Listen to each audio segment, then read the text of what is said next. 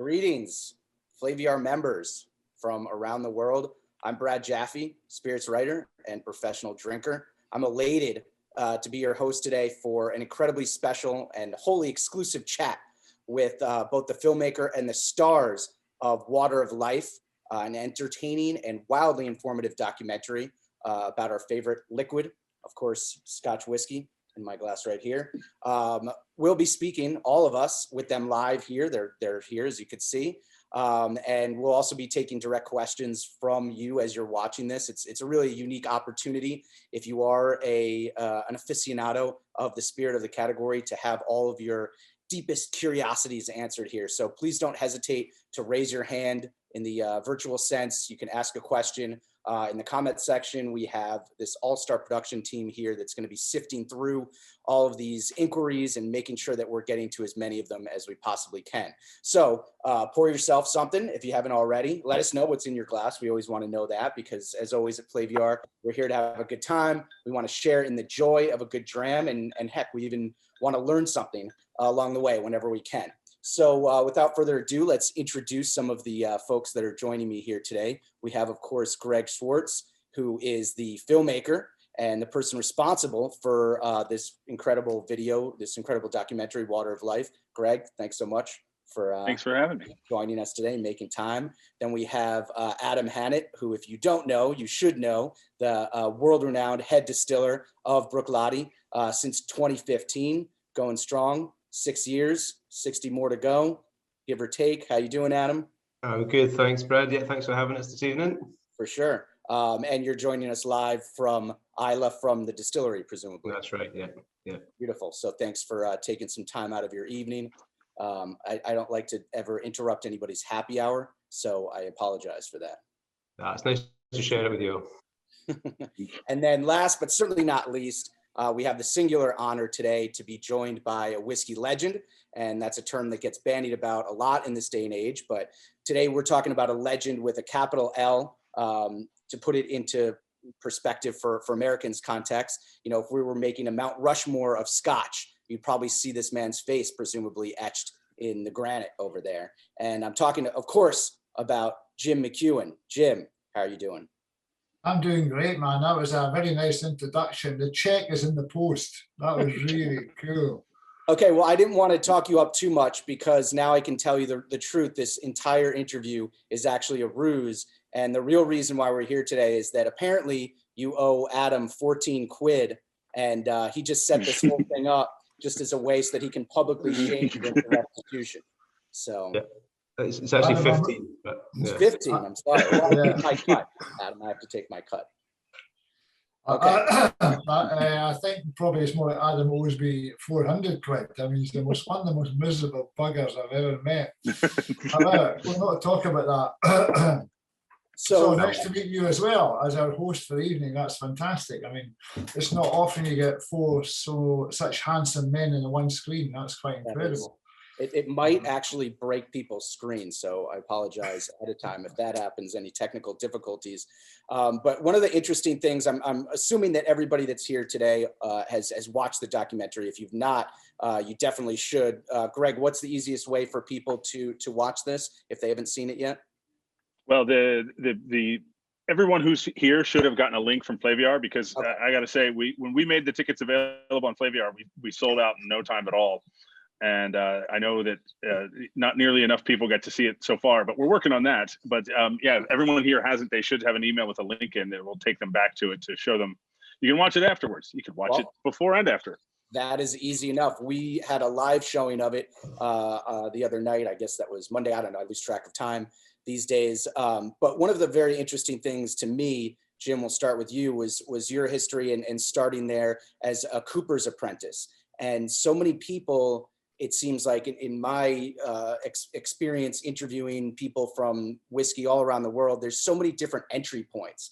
And it seems to me kind of a unique one to have come from the world of being a cooper to go into actually making the spirit. Would you say that that's the case? No, totally not. I was trained as a cooper at Beaumont Distillery. And of course, the cooperage was in the heart of the distillery.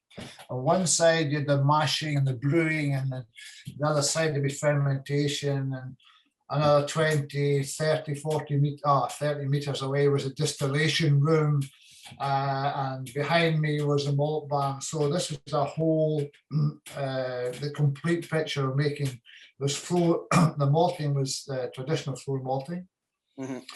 The kiln fires were peat, and so everything was done at Bowmore Distillery in-house, you understand, rather than, and so, and I was trained as a cooper for well on 6 years, but I also knew a little bit about mashing, a little bit about malting, and a little about, I really loved being a cooper. That was the #1 game in town. Yeah. And also we were responsible for looking after of all the casks in the warehouse as they matured slowly beside the Atlantic Ocean. So I was always really intrigued. I used to come from school. The high school at Bowmore is about 200 meters from where the distillery is, maybe a bit more.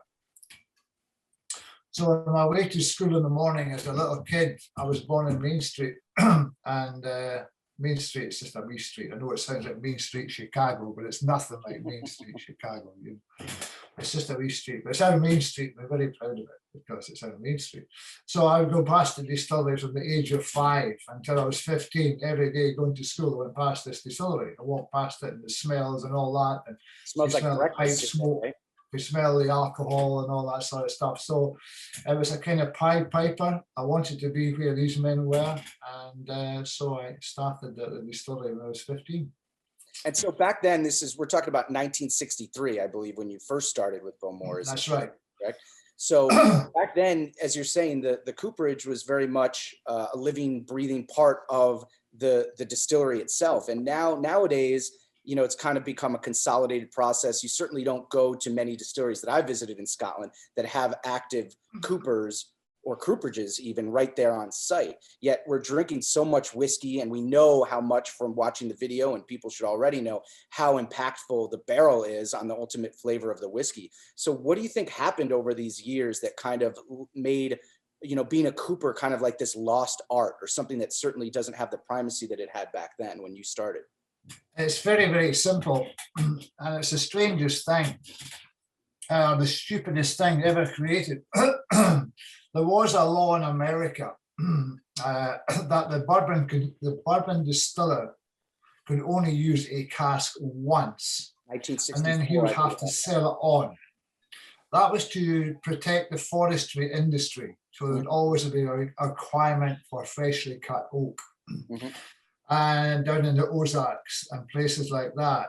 So with that law of only using the cask once, and most bourbons being about 4 years of age on average, the cheaper ones, obviously there's ones much, much more expensive. So there was this huge surplus of American oak available to the Scottish single malt distiller or the Scottish blender. And whole shiploads of casks will be shipped in from. Now you said shiploads and not shitloads, just to clarify. Both shitloads of shiploads would be shipped in by sea. But the casks were not shipped in standing. They take the hoops off the barrels, all the staves fall in, and then pack all the staves together, bind it with wire, and put them in the hold of the ship. There's no container ships. This was in the hold. So if you imagine a barrel standing or a barrel that's collapsed, guess which takes the most room? The one that's standing.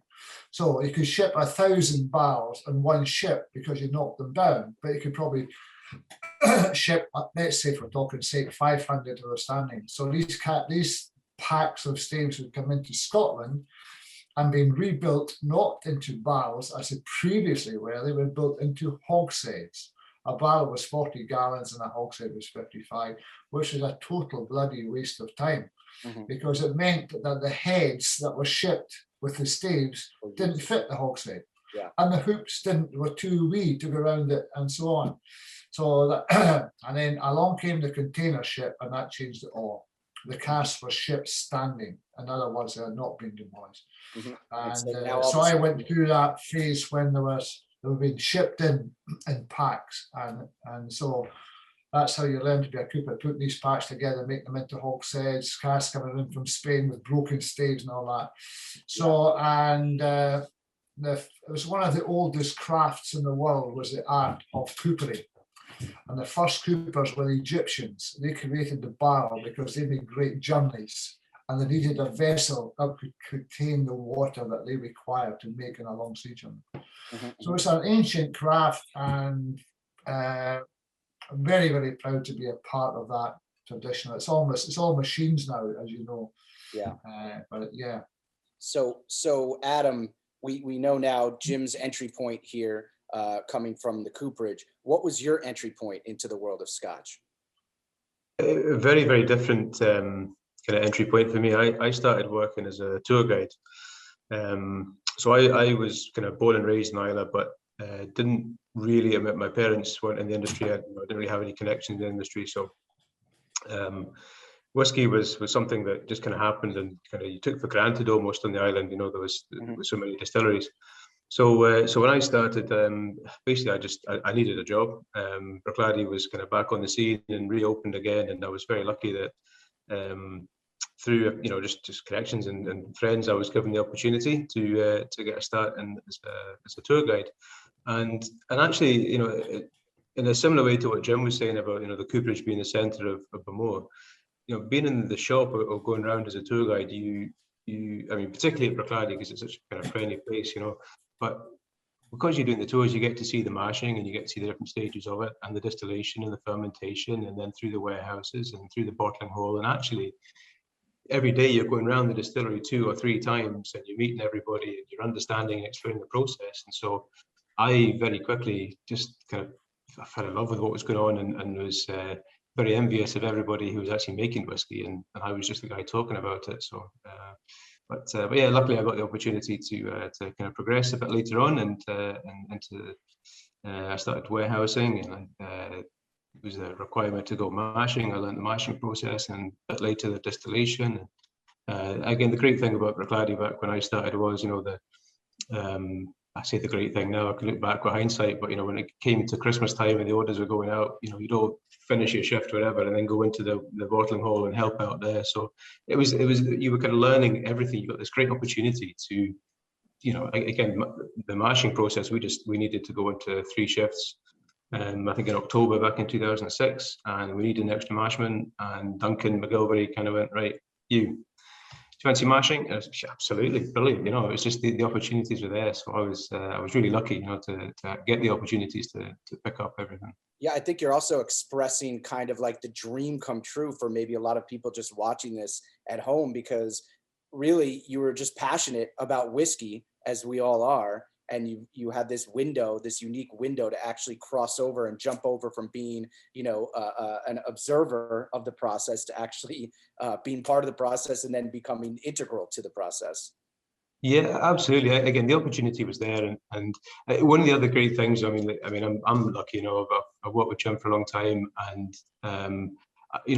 Jim's a great man for giving people opportunities. And I was lucky that I was one of those people who was given the opportunity, and I was also lucky that there was another guy who obviously still working at the distillery, Alan Logan, who's our production director. And I'd kind of watched Alan kind of progress ahead of me. So he'd started off as a, helping out back in 2001. And I've seen him in the warehouse and through the mashing and distillation. And so because Alan's a very practical guy, he's a very, very smart guy. I could see he's a hard worker. So I could see him progressing using these qualities. And I knew that if I could, have those same qualities and put that same effort in and that same passion of what we do, that all I had to do was work hard and learn, and I enjoyed that. It was great to be part of.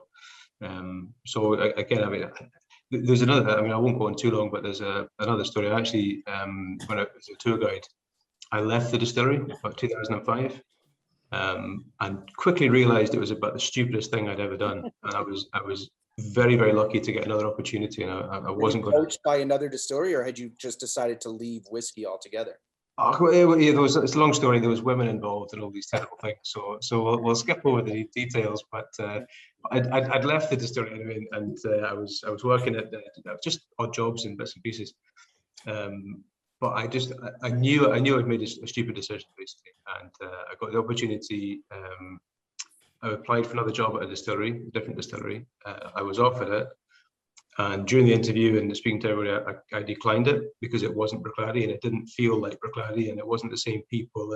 And again, maybe I was just young and stupid, but I was idealistic, and I turned down that job, and I came back to Bruichladdich and I said, look, anything I can do, I'd love to come and help out for a bit. And coming up to festival, I was again given another opportunity, and this time I didn't let it go. So I was given a couple of months' work back in 2006, and I haven't left yet. So all right.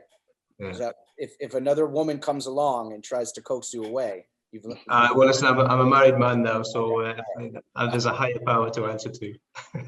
All right, Greg, we haven't forgotten about you. I apologize. So no worries. This incredible film that you put together. I understand that you were on vacation with your wife when it kind of in Scotland, where this idea came to you, like, wow, I've got to really capture this and put it into documentary film. Is that correct? Yeah.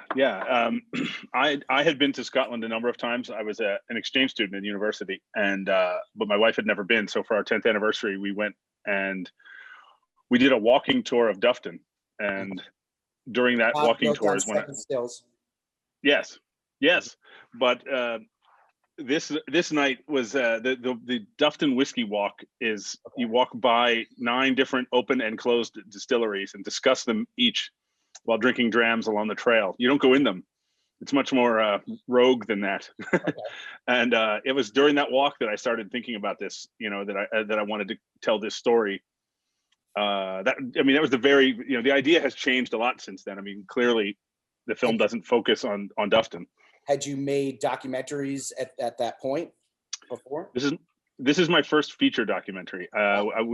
Trevor and I produced a short documentary 2 years ago. Okay. And then I don't really usually count it, but like 15 years ago, I made a documentary that I didn't really know what I was doing at the time. We're gonna have to Google that in our spare time. But when you're putting this together, and for everybody that's watched it, it is very broad, as Water of Life suggests, where the name whiskey comes from. This is about the category and Scotland and their liquid in general. So how is it that you came to focus on Bruichladdich and on Jim and Adam as kind of being the stars of the show?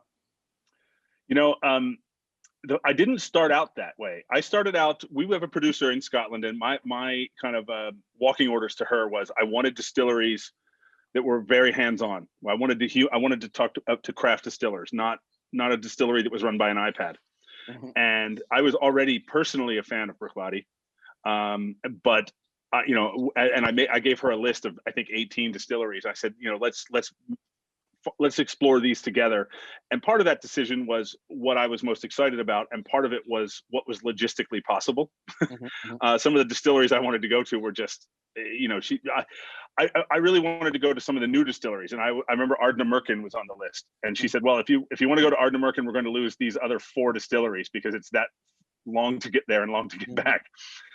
But then what happened as the research started developing, it was me and our cinematographer were talking, and he and I quickly both agreed. We're like, oh, so Bruichladdich is really the story, because it's not only completely handmade whiskey, it's actually a very compelling story. There's a lot of drama around it. The rebirth of it, the mothballing of it, the role it has played in Islay, the role that, it has larger than life personalities at the core of it. And, so it all just fit. It was very cinematic as well. And it kind of demanded to be front and center in the story. And so one of those things you just touched upon in terms of, not run by iPad or whatever it is, famously over there at Bruichladdich, you do not have any computers in the still house. So let's just talk about that from an honest perspective, Adam and Jim. Like, is that a pain in the ass? Like, there's modern technology out there that could kind of could make your job a little bit easier, presumably. What are you getting out of just keeping this not digitized at all, aside from the incredible story? I'll go first, Adam, if that's all right. Of course, yeah. Because, the job of a stillman is not a difficult job. And you don't he just stands and watches a huge copper pot boiling for 8 hours. There's no coal fire below it. He's just got to check the hydrometer occasionally. I mean, there's no need for automation at all. And that was one of the good things about Bruichladdich, that they still use the old-fashioned method of actual people rather than computers, you know. And the guys have got personality. The guys are making it. They've been there for a long time.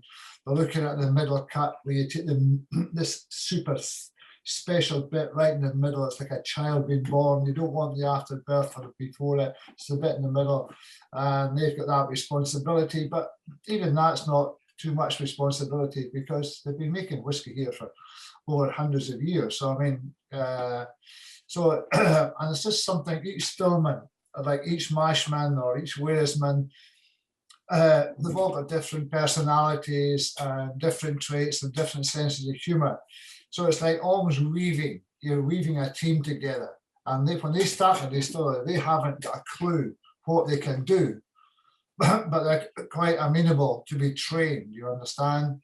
Mm-hmm. And there's a great loyalty from the people in the distillery to one another, because we all know each other. There's only like less than 4,000 people here, so we're all in the one boat, you know. So it's not as though I don't know who your father was, your grandfather, and your Auntie Bella, and all that sort of stuff. We know them all. So, no, we value the staff greatly, and they value the staff greatly, and it's Bruichladdich is still running a very old-fashioned way. There's no computers there. Why would you need a bloody computer? For God's sake, a man can do that, you know. And employment's incredibly important on an island. Otherwise, the island becomes a desert island. If there's no employment, there's nobody there. So the fact that Bruichladdich, I remember opening Bruichladdich in the first time, there was me, 2 men and a dog named Boo, and now there's almost 100 people there. So that just shows you people are important, because the bottling's been done there, and Brendy Adams in the blending and all that sort of stuff. So the investment in people is really worthwhile, because I believe that whiskey is better because of the investment of people, rather than an investment in some super duper bloody computer. It's all about passion and integrity and honesty. That's what it's about, and that should be reflected in the spirit. When you buy that glass of whiskey, you know it's been made by somebody, not some fucking thing. You understand? So yeah, people are important. Sorry for swearing, but I can tell you feel a little bit passionately about this, which is great. Yeah, I didn't know you spoke French. So you know, I mean, if everybody starts using computers and that, where's the art? Where does art go? A machine can do it. I mean, this is an art that goes back to the Egyptians before Jesus Christ was born. I mean, this is a skill. And now it's almost lost, because a guy can sit, as I'm sitting watching you, and push a button and he can make whiskey. Come on, that's not what Scotland's about. Yeah. So, you know, you, by many estimations, already had kind of the dream job at Bowmore. You know, you'd worked up from being a cooper's apprentice to 38 years later. You now, you know, it was sooner than that, but it's 38 years later when you left, and you had the keys to the kingdom, proverbially speaking. At that point, you you know, couldn't have basically a higher position, and yet you still, without hesitation, when this opportunity came up and they were going to resurrect Bruichladdich, without hesitation, you looked over to the other side of what is it, Lockendell, and you're like, no, I'm going over there. I mean, that wasn't even a difficult decision for you. There was no hesitation at all in that move. I looked across the water many times. Yeah, I mean, you're staring at that other distillery the entire time that you're at Bowmore.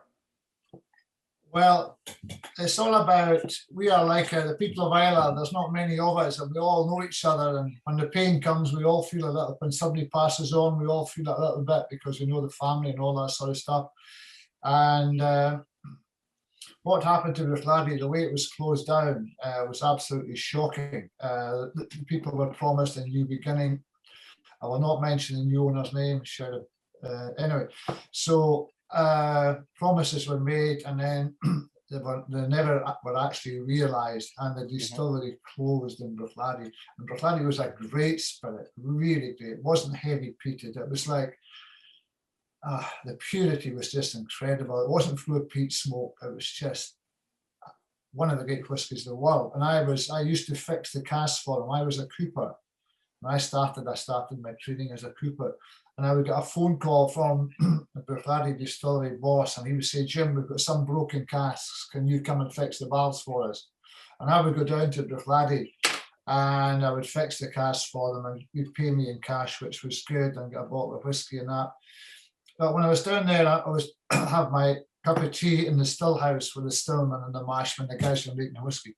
And it's just something magical about Bruichladdich. It was so old, it needed so much investment, but still it was making great whiskey. And I really, truly loved it. And then I went to the mainland, came back as boss at Beaumont.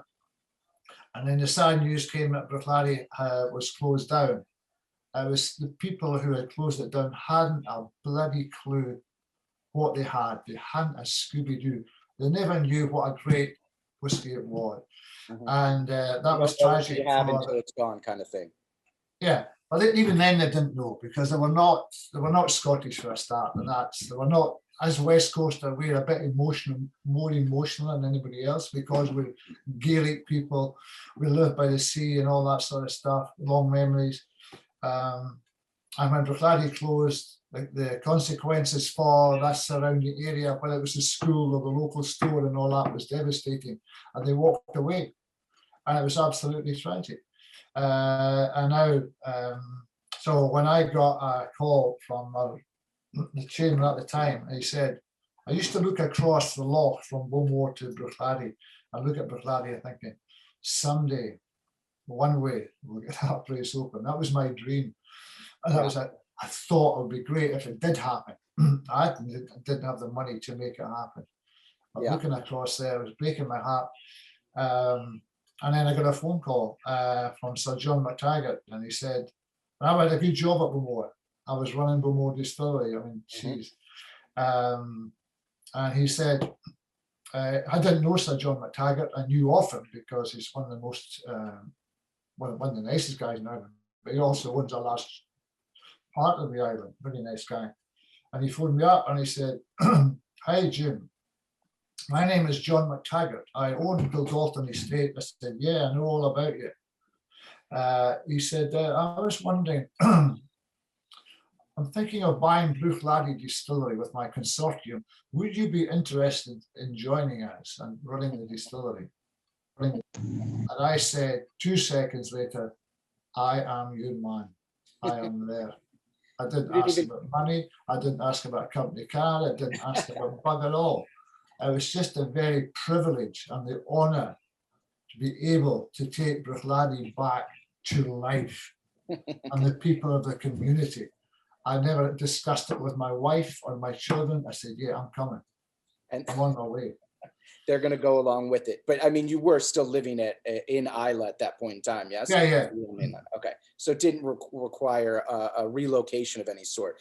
And we fast forward to 2015, you say bringing this distillery back to life. That's quite an understatement. Within that 15-year period, you had resurrected a mothballed facility into one of the world's premier producers of single malt. And then, Adam, you'd already been there for a number of years at this point. When you take the reins from Jim, how much advanced preparation did you have? Clearly he didn't just give you the keys one day and he's like, "Okay, this is all yours now." So how long was that kind of that transitionary process?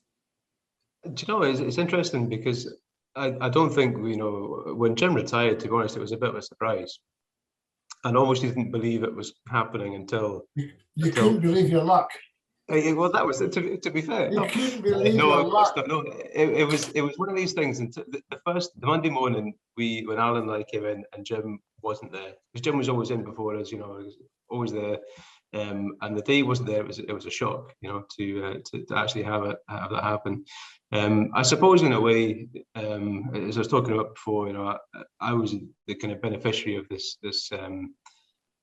incredible education in making whiskey from Jim, from Duncan, from guys who've been working there a long time, like the Budgie, and I think getting the opportunity and Jim kind of, when he was talking about retiring, And I mean, it was probably 6 months or so. I mean, I don't remember exactly, but you know, of Jim kind of, that's it, walking away and passing on more and more things.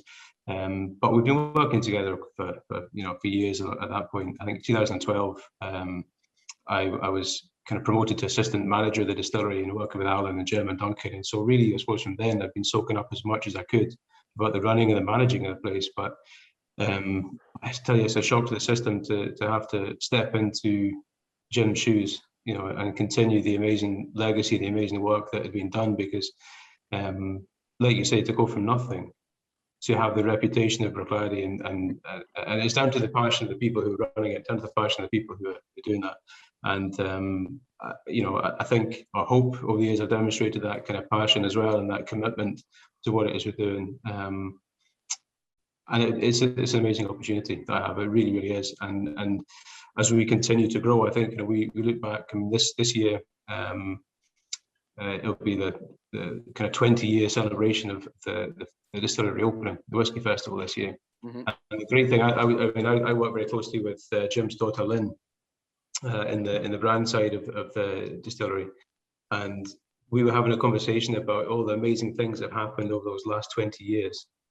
And you know, the whiskies that we've made, and I've got an 18-year-old organic, you know, the first organic that we ever made back in 2003 here. And you know, we can taste all these whiskies and look back on these amazing things. But what we've been inspired to do by Jim and Simon and Mark and all the guys who kind of committed to bringing Bruichladdich back from the dead is not just to look at the past, it's to look at the future too. So what we're thinking about the last 20 years is also to look at the next 20 years and to pass on the opportunities that I have, you know, to pass on to other people. You know, again, we're talking about coopering. I'd love to get a cooperage back here, you know, and get, you know, young kids trained up, you know, in something that, you know, we need in the industry. You know, we need guys here, but to bring them in. So I think that, you know, that what was the question again? Right, sorry, I think I've got off on a tangent. But with such a lengthy process that goes into making whiskey and aging and waiting for it patiently to mature, you bring up this good point that it's like, you know, you never really have ownership over it. You're at best a steward and just guarding it for the next generation. But was there this day that is kind of sticks out in your head where it's like, you know, okay, Jim wasn't here today, he's now gone, and now it is all on me? And was that like a day that you remember where you're like, oh shit, like I better not mess this up?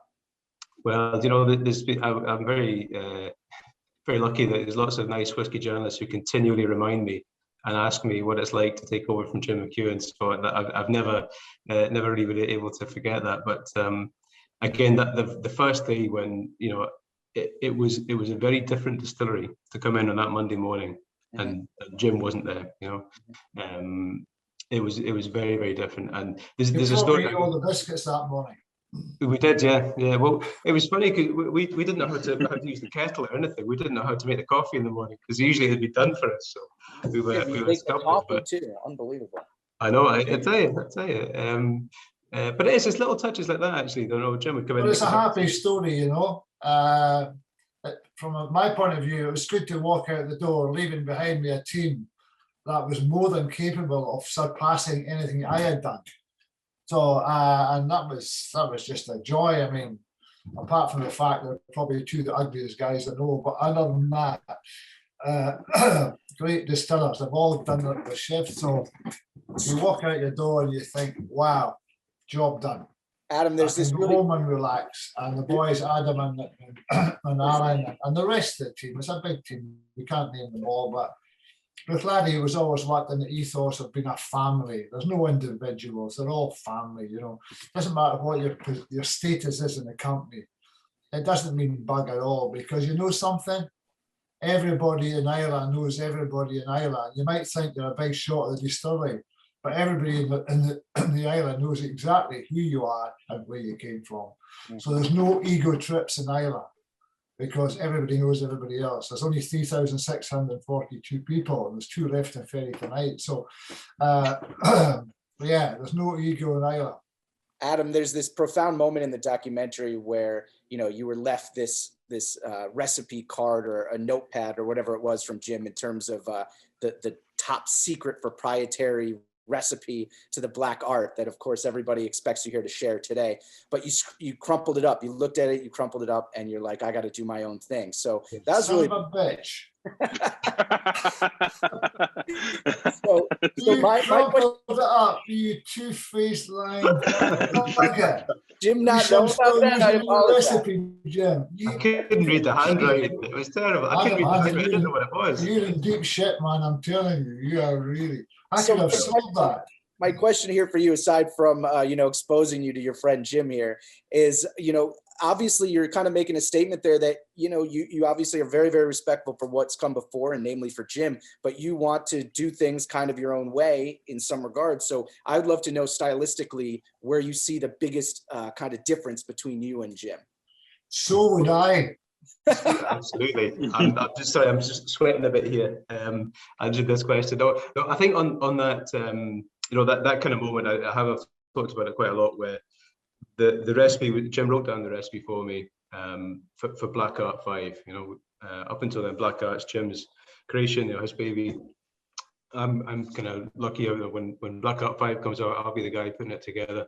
And Jim's, we've been talking about the recipe, and Jim gives us the thing, and it wasn't at all a lack of respect, because I've got nothing but respect for Jim, of course. But one of the things that I learned from watching how Jim operated, how Jim went about his business, was if I just took the easy option, then it's not the right option. You've kind of got to put your own spin on it. I think I always thought if somebody told Jim you should do this for Black Art, then he'd go straight through you. And I thought the one thing I can't do is use that recipe. I've got to prove myself and do my own thing. Otherwise, I'm just cheating myself.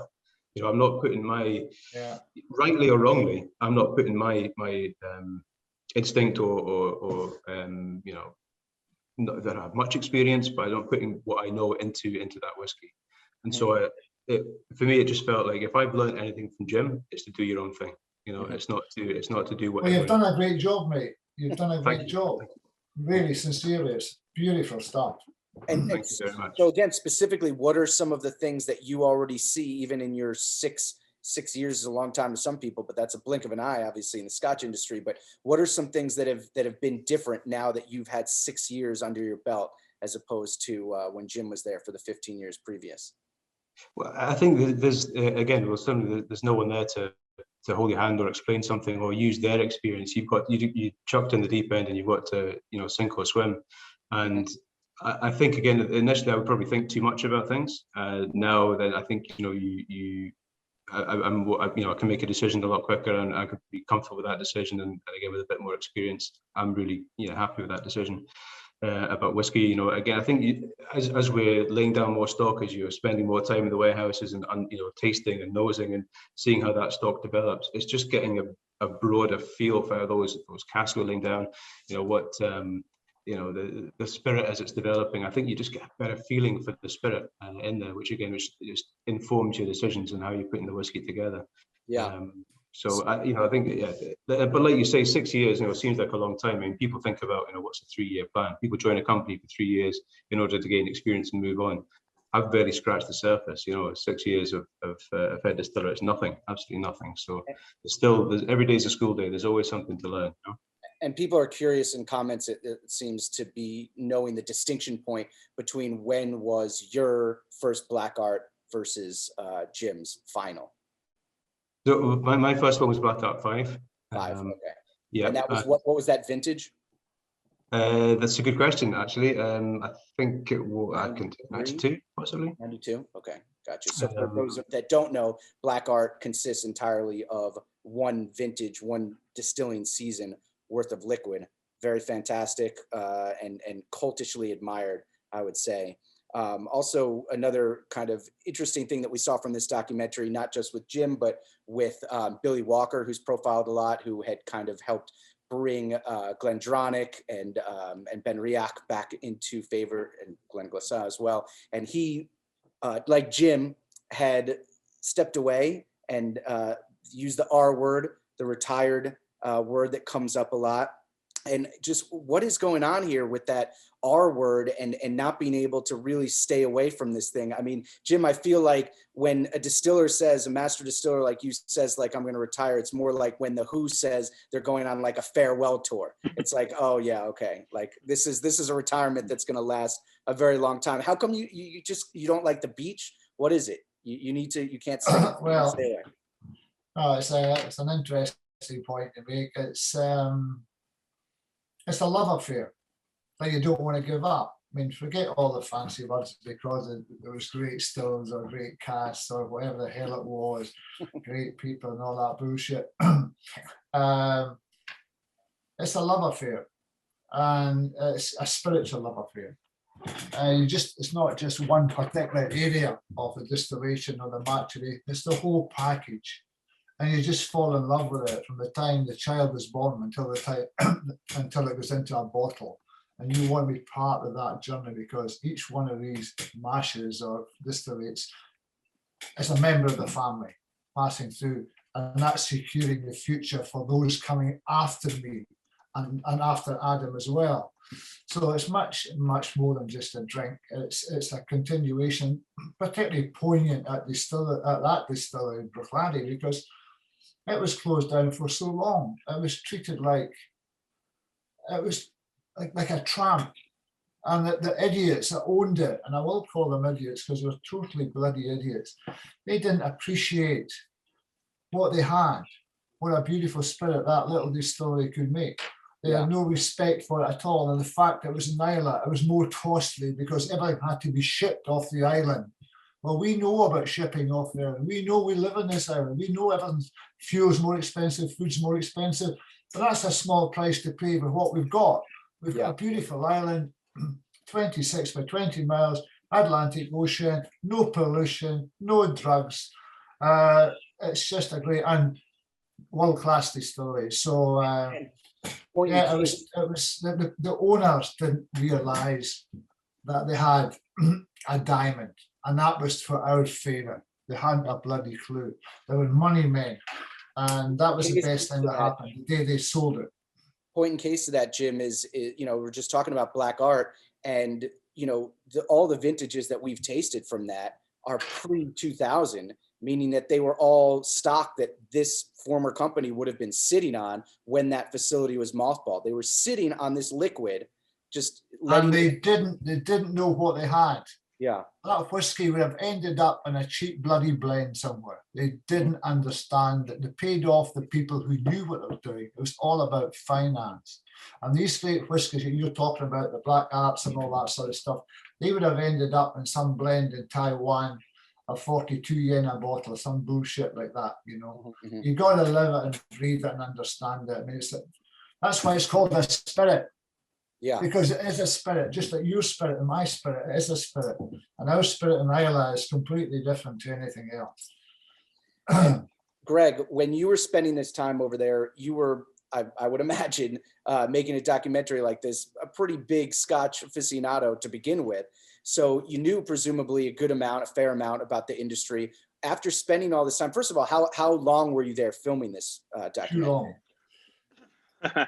Well, the main shoot was 3 weeks, but we did a shoot before that for 1 week. Then we did a shoot after that, a pickups for a week, and then we had to follow Jim to Australia because he's wily, and we had to.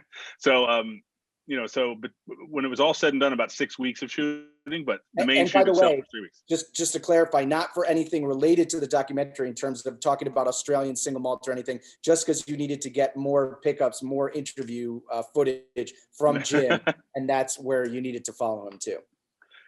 What's funny is I wrote to Jim and I said, we're coming back to Isla. We'd like to interview you one more time for a couple of pickup questions. And his response was something along the lines of, I'm happy to talk to you, but I'm in Australia. And I live in Los Angeles. So I was like, well, that's roughly the same distance. So our producer, Alphonse, who's in the Zoom here tonight, he and I went to Australia together, hired a local crew there, and followed Jim around Australia for 8 days. Not a bad excuse to go chase around kangaroos or whatever else it is. Do you know, this is a story for another day, but I was accused by the rental car company of possibly killing a kangaroo. because our rental car died, and we took it in to get it fixed, and they said that there was a carcass of a dead kangaroo stuck underneath the car. Had we killed a kangaroo? And I said, I haven't even seen one. I haven't. It's not the kind of thing you would notice because it's quite small, isn't it? Yeah. Well, they look at them as nuisances there. You know, I would be devastated, obviously, if I hit a kangaroo, but for them, it's like a Me deer. too. You know, it's just like they're a nuisance. But so you spent about 3 weeks, give or take, a little bit more probably in Scotland, and you knew a lot when you went in. But what did you have any like epiphanous moments, or what was one thing that you took away where you're like, holy shit, like I did not know that about Scotch, where you had just this learning moment? Good Lord. You know, it's there was so much. I was one of the new distilleries had invited me to come work with them for a week beforehand, Glasgow Distillery. And each day I did a different job. The first day I mashed in, and by saying I mashed in, meaning I stood next to someone who was mashing in. And then, you know, and then I followed that batch as it went through. By the last day I was filling casks. They have an in-house cooper there, and he and I became really good friends. And there's actually, Alphonse shot some video of me raising casks, or trying to, and really making a butcher's job of that. But it's not it was an incredible learning experience that was a little bit intimidating, because they told me that the assistant distiller, who was sort of my mentor the first day, him a mash a couple days beforehand. So every time they told me to do something, I would quadruple check it, like I was performing heart surgery. Mm-hmm. This lever here, yes. This way, yes. This right here, this one, yes. Okay, good. And then the whole week was like that. It was very nerve-wracking, but it was incredible. I mean, the amount I learned was absolutely amazing.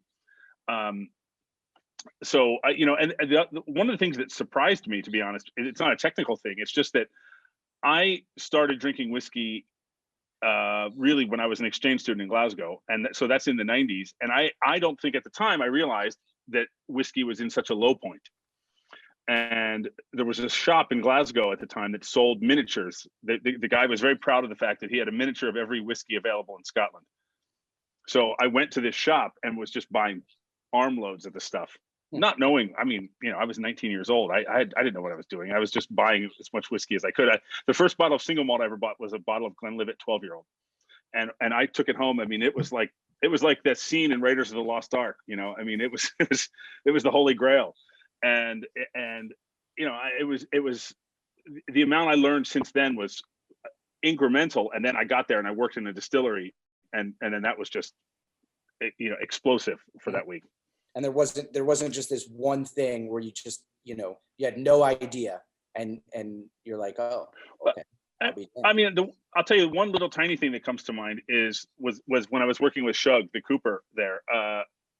I had no idea that there are no nails in a cask, that a cask is held together with pressure and hoops, and how incredibly traditional that was. You know, I'd never given it a second thought, to be honest with you. And you know, like I said, there's footage of me trying to raise a cask, and I just assumed you with just a hammer and nail. I hope. Yeah, exactly. It'd be easy. It was not easy at all. And that's just, you know, one of the things that comes to mind. Mm-hmm. So, you know, apparently it was a pretty fun 3 weeks of your life, I would imagine. It was insane. It was absolutely insane. And, you know, when our whole crew lived together as a team in houses. We didn't rent hotels or stay in hotels. We rented houses. And when we were at Bruichladdich, we stayed about 4 doors north of Bruichladdich Distillery. So every day I would walk to work. Mm-hmm. The crew would drive because they had a truck full of gear and stuff, but I would walk to work, and it was just absolutely amazing. Did Jim ever cook dinner for you, or how was he as a host? Was he good? Jim's wife made me scones the very first day. Okay. I went to his house and we talked before we ever shot anything, and had scones at his house. And then our sound mixer broke a glass in his kitchen. Oh boy. So. Well, that's good luck, actually. It was certainly a great time when you guys were over, yourself and the Fawns and the whole team. You fitted in just superbly. Friendly, you know. Believe it or not, people in Ireland are not too worried about cameras. We get a lot of cameras over here because of distilling, so it's not a big deal. It's still We don't really give a shit, you know. You're used to being on camera. You're used to being a movie star, Jim, is what I'm hearing. No, but I mean distilleries. I mean, you can imagine how many visitors the distilleries get. I mean, with cameras and that. But I have to say, you were just the kind of guys Bruichladdich needed to make the movie, because you were kind of off the hip, probably just like ourselves. You were a bit walking on the wild side, especially Alphonse. He was really on the wild side. He's the outdoor whiskey. So you were the perfect match for Bruichladdich, you know. You went up your own ass, and it was really, really good. You just fitted in with the crew, and some of the shots the camera boys got. Fonzie, I know you're filming tonight. I mean, some of your work was truly, from a guy who comes from this island, when you were sending that drone out there, and it's coming in, sitting on top of a wave, which has come from America to die on the shores of Ireland. One of the greatest scenes you've ever done. You were just there, man. So 10 out of 10. The team were great. They were warmly welcomed in the island, because they were just regular guys, except they're very good at what they do, you know. And we get lots of film crews in Ireland, lots of photographers, but without doubt, this crew's the best I've seen ever. Not because, even before I saw the film, because of the nature of the people. They got Ireland, you understand? They understood it. That's high praise, Greg. And they encapsulated that and spread the gospel. So to that whole team, I'll be forever grateful. Be really grateful. Well, thank you, Jim. Thank you, Jim. I will say there's two moments that we have in our shoot that we knew that were hair on your neck stand up moments for us. And one was the drone shots the very first day with Jim that you see throughout the film, you know, that Jim's talking about when we were shooting the drone shots. Those were so beautiful. And let's face it, Scotland is not exactly reliable as far as expected weather. And we had perfect weather. It was just gorgeous. It was absolutely perfect. Take advantage of every single day like that you have. Yeah. And the second one was when we finished Adam's interview. Because now we knew we had perspective. We knew that we were going to get a great interview from Jim, because I had watched every YouTube video with Jim in it, and there's thousands. I knew what, you know, with Jim, but when Adam, I don't know that I've ever said this to you, but after your interview, we were like, oh, we could start to see the shape of the story, the other people around the orbit of this, that wasn't just, you know, we didn't want to just make a sort of a rockumentary about, you know, Jim as the Bruce Springsteen of whiskey or something. You know, this was a bigger, kind of more three-dimensional picture. And it was Adam, that was the moment that we knew. That was the moment where they knew that you were more than just a pretty face. Yeah. Well, if they thought I was a pretty face, they must have been drinking too much whiskey when they were here. No, I've got to say, Greg, it's really kind of you to say so. But again, you know, watching the movie, I've watched the movie a couple of times, and again, every time, you know, I get really emotional about it. You know, I think to echo what Jim was saying, you guys did a great job of telling the story, and give people the opportunity. You know, the way that film was put together, the way you've kind of painted what we've done, and not just on Isla, you know, the rest of the whiskey industry too. But it's a fantastic movie, and you know, the way it tells a story, and I think it's absolutely fantastic, and you know, I'm really proud to be a part of it. And hopefully, Adam, I would say that I think you agree with me, Adam. It is so good. That will become a part of education for the future people of Ireland. It's so good. It's got to be archived, and people use that for teaching children in the future the beauty of Ireland. Hopefully above 21 years old, Jim. It's so good. Yeah. Just think about your children, Adam. When they grow up, you'll be able to see this. The guys, the Fonzie and Greg and the rest of the team, they've just got it. Yeah. They just got it. And the good thing about your crew, Greg, was you weren't up your own ass, you know what I mean? You didn't ask for special exception. Oh, we can't do this, we can't. You just became one of us. And you had your jeans on, you're walking through the muck and all that sort of stuff. We were impressed by your honesty and integrity. You weren't Hollywood, look at me, look at me. You just wanted to capture it, and you did a great job.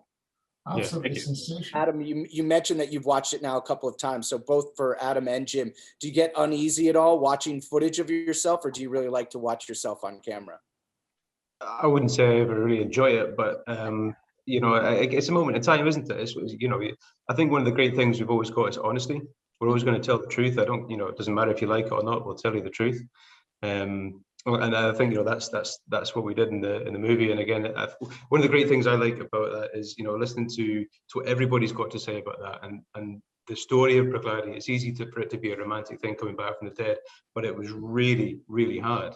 You know, and I wasn't involved in any of the hard stuff back in the early days. You know, I was just kind of along for the ride. But listen to people whose livelihoods. I mean, Jim, like you say, you gave up an amazing career at Bemore to come and start again with nothing at Bruichladdich, you know, and that passion and all that kind of thing. I think telling that story and that side of things, you know, getting underneath, it's not you know, whitewashed and you know, meant to oh yeah, fantastic story. It's hard, it's difficult. People put their reputations, their livelihoods on the line to make something special with Bruichladdich, to make it all come back to life again for the benefit of the community, for the benefit of people, you know, mugs like me who come along. You know, do we deserve the chance? Well, we've got it anyway because these guys have done something amazing. And again, that's just inspirational. It means that I want to do the same thing. I want to give other people the opportunities going forward. It's like ripples in our pond, you know, the good things, the good decisions we've done are still spreading out. And again, I'd love to think that Greg will come back in, you know, another 10 years or so and make another movie, you know, and chart what's happened. I would say the way that the theme of this movie that we're making, this documentary that we're making at this very moment, I think people who watch this should understand we're having a ball. I know it all sounds very serious and this and that and the other, but in actual fact, it's a walk in the park, man. It's dead easy. We laugh and we joke and we kid each other on and we tell lies and all that sort of stuff. Making whiskey is a fun game. It's really, really good. And living in an island is really good as well, because you develop a really good sarcastic sense of humor. You become really clever at sarcasm because there's so few of them. And it's a happy situation. And some great storytellers on the island. So yeah, I think you both very much embody that that spirit that if you love what you do, you'll never have to work a day of your life. Definitely. Yeah, exactly. definitely. That's a very good quote. I haven't heard that one before, but I'll borrow it from you. You know, there's a line. We interviewed Stuart Urquhart at Gordon MacPhail for the film, but we didn't use this line in his interview. But there's a great line that he said. He said, I love my job so much that I come into work on a Monday and I blink and it's 5 p.m. on Friday and I can't believe that that's just happened. And I love that, you know, because that's how I felt. That's how I felt the entire shoot. I mean, I was also drinking cask strength whiskey all day, every day, and that helped as well. I am a whiskey writer myself, and you know, I am very greedy here in that I would love to just answer or ask all of my questions, spend all this time today asking you guys a million more questions, but I need to be fair. And we have an audience here and they have a lot of questions for you. So we want to kind of pipe in some of what our audience has had to ask for you today. I think we're going to start off here with Ron Czar, who has a question for you, Jim, about Ardnahoe, who we haven't talked very much yet about Ardnahoe, but when we mentioned that Jim has now come out of retirement, that was, of course, to become the production director of Isla's youngest operational distillery, Ardnahoe. So Ron, if you're there, and as we call people out, you're welcome to unmute yourself and ask the questions directly to any of these fine gentlemen here, or I can ask it for you, whatever it is. But Ron, if you're there, you can ask it. If not, he's asking about when Ardnahoe will be more widely distributed, presumably here in the United States, and what are the first versions that are going to be distributed? Thanks for that. Oh, there's Ron, by the way, with his beautiful whiskey. Hi, Ron. I like your bar. That's very good. And I see you've got your daughter sitting beside you. We love you. Wife, actually, but she'll take it. Now you know how this man got his credentials as an ambassador. He's very ambassador. It's nice to meet you, Ron. Yeah, my time at Ardnahoe was very short, and I helped with the design of the pot stills and other bits and pieces there.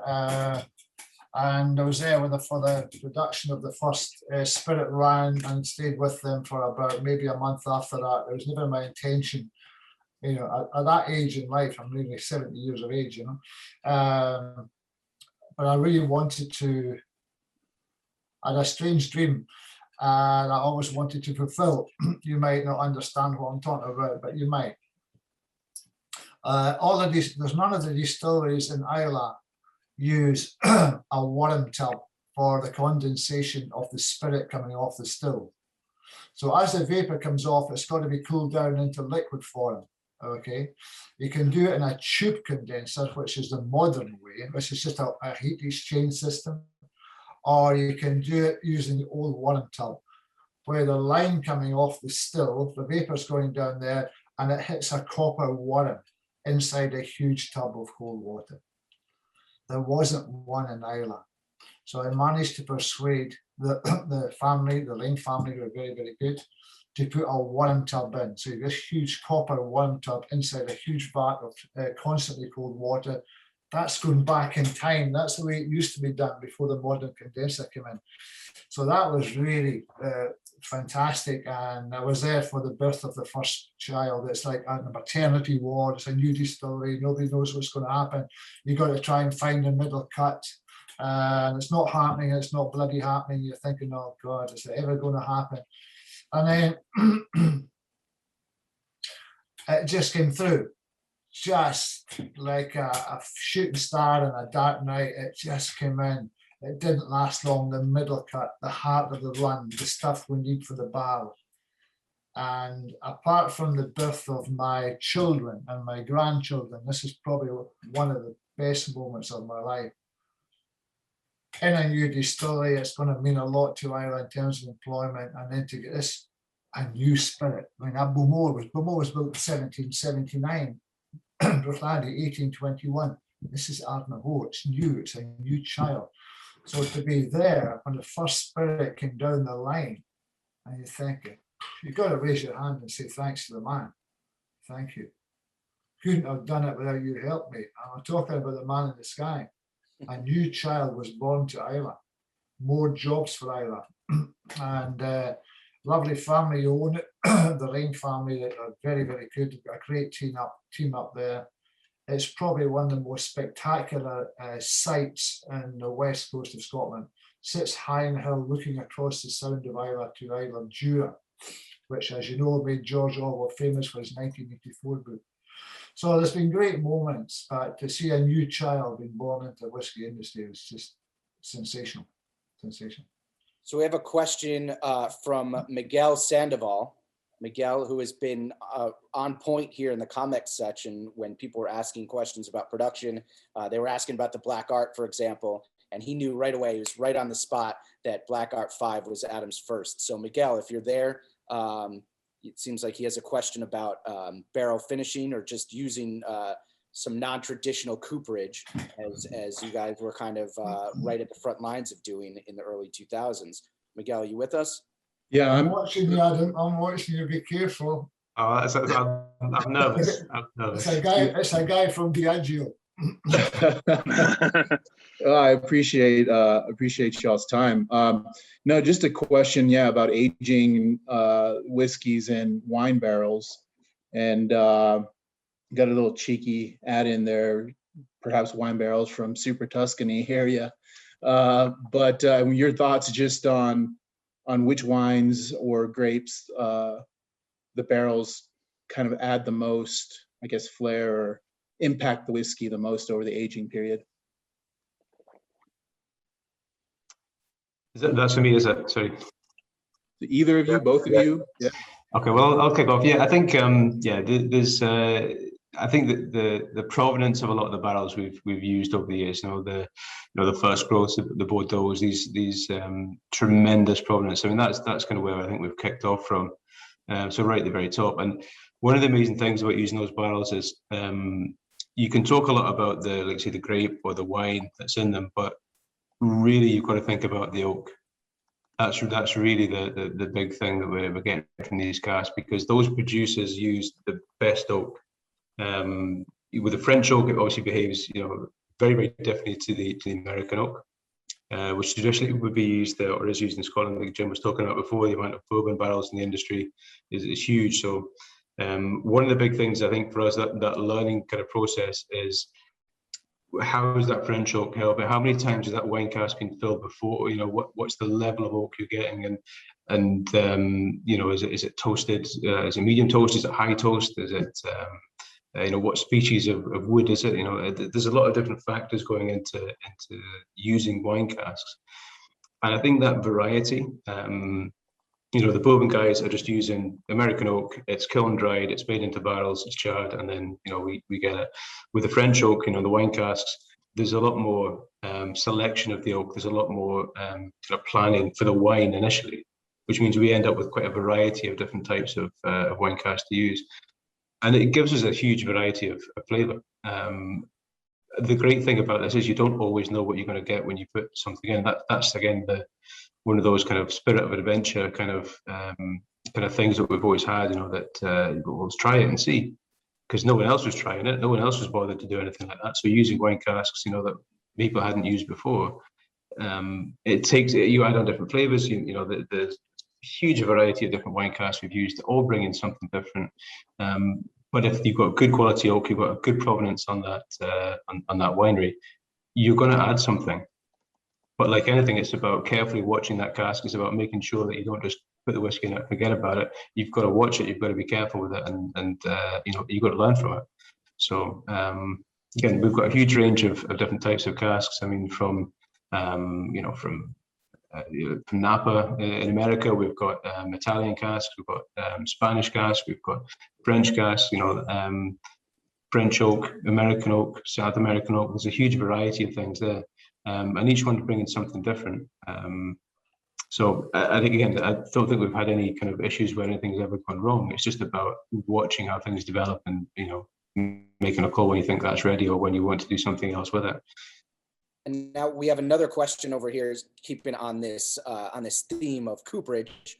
Jim, I promise that there's nothing going on with Diageo here. These are just honest inquiries. But we have something from Chris Drew. Chris, if you're still with us, a question for both Jim and Adam that pertains to specifically how you select some of the ex-American whiskey barrels that you choose. Chris Drew, you still with us?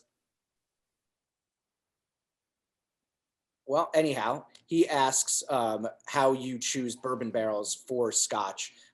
Do distillers choose based upon the qualities of a specific bourbon brand? For example, Wild Turkey pairs well with Bruichladdich, or is it just about where you can get barrels and for the appropriate cost? It's absolutely just about where you can get the barrels. It could be Heaven Hill, it could be whatever, and so on. There's a big market for American barrels now because there's more distillation going on now than at any other time in the history of the world. So you can't go to, I've been out to Kentucky and I've been down to these cooperages and all these sort of places, right in the heart of bourbon country. And the demand for American cask is so high, you just have to take what you get. There's such a high demand on it. And will it make a difference whether it was this particular bourbon or that particular bourbon? Will that make a difference to the whiskey after 10 years? I'm sure it will. It'll make a subtle difference. But whether you could find that on the palate or the nose after 10 years, I'd be very, very surprised.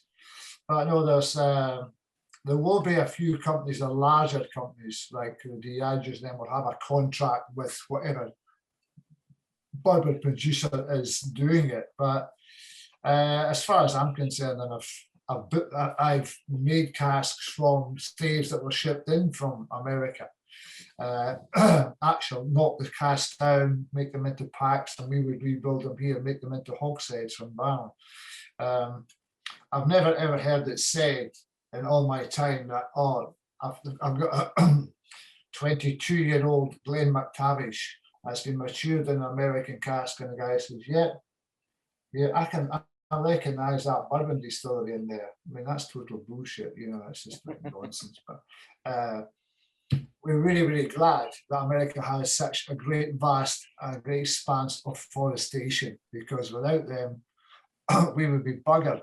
But we're also helping the American, because the American distiller can only usually barrel one time, and then he must sell it in order to keep the cooperage profession going in the States. That's how you keep the profession going. Sell them, create more demand. Sell them, create more demand. So the American Cooperage Society, and indeed the distillers, they are very, very happy to sell to the Scots, because they are the whole reason behind bourbon. It must be matured in fresh bourbon barrels.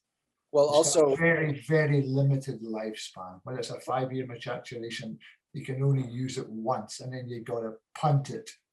So we are a very welcome customer for the Americans. And for And me, it's great cask. for me, Jim, being a massive sherry malt fan, I always feel like I need to do my part to just drink as much sherry as I possibly can to make sure that we keep those barrels seasoned and we keep those sherry people employed and in business down there in Jerez. Well, you know as well as I do, if I ask the audience that are watching tonight, and even the people on the screen, I can see, when did you last buy a bottle of Oloroso? I bet you can't remember. You haven't I'm more of an Amontillado. That's the problem. Sherry is dying, and it's a great drink. So you can't get sherry casks, or you can get casks that have been dressed inside with sherry, treated with sherry, to make it look like sherry, and it's not even penetrated the inner layers. So, and I've been to Red many times, and whether it's Fino or Cortado or Oloroso or whatever, you're not getting the same of sherry casks coming into the whiskey business now, but you get more wine casks coming in, and that's what Adam alluded to. Yeah, Because the customer doesn't want to drink the same stuff all the time. You've got to have new flavors coming in and all that sort of stuff. And there's nothing wrong with it. It is oak. Michael Taylor wants to assure you, Jim, that he's doing his part and he bought a bottle of PX sherry just last week. So rest assured That's good. Some Americans are doing their part here to keep those barrels coming in from the beautiful bodegas down there in the Sherry Triangle. We also have a question here, kind of a potentially controversial one. So I'm going to let Chris Plunkett ask it because, I don't want to get in trouble asking this question of you. But Chris Plunkett, if you're there, you can ask this very direct question of Adam. Adam, you're on the hot seat. So my question for you, Adam, is what is your favorite whiskey that you don't make? Oh, that's a good question, Chris. That's a good question. I don't drink a huge amount of whiskey that's not Bruichladdich, Port Charlotte, or Octomore, I'll be honest. I do quite like an Ardbeg now and again. I do quite like an Ardbeg. So, to be honest, I love peated whiskey. Of course, we make it here. So Port Charlotte is, obviously Jim kind of used the same kind of terminology before, but I've got a love affair with Port Charlotte. It's just amazing whiskey. Amazing whiskey. He will drink anything that somebody else buys for him. He will do anything. Absolutely. Best whiskey is the next one that somebody else is buying. Yeah, that's he'll it. drink it. Yeah, that'll be his favorite because it's free. Another. It's much better for it. But so peated whiskey, love peated whiskey. You talk about Lagavulin. We've got amazing whiskies here. All the island whiskies are fantastic. Whether it's Vermont or Lafroig, Lagavulin, amazing whiskies. And I don't think again it's the easiest thing to say you don't have a favorite, but how can you pick a favorite? There's some amazing people producing amazing whiskey, and it's a privilege to be able to taste it. So. Yeah.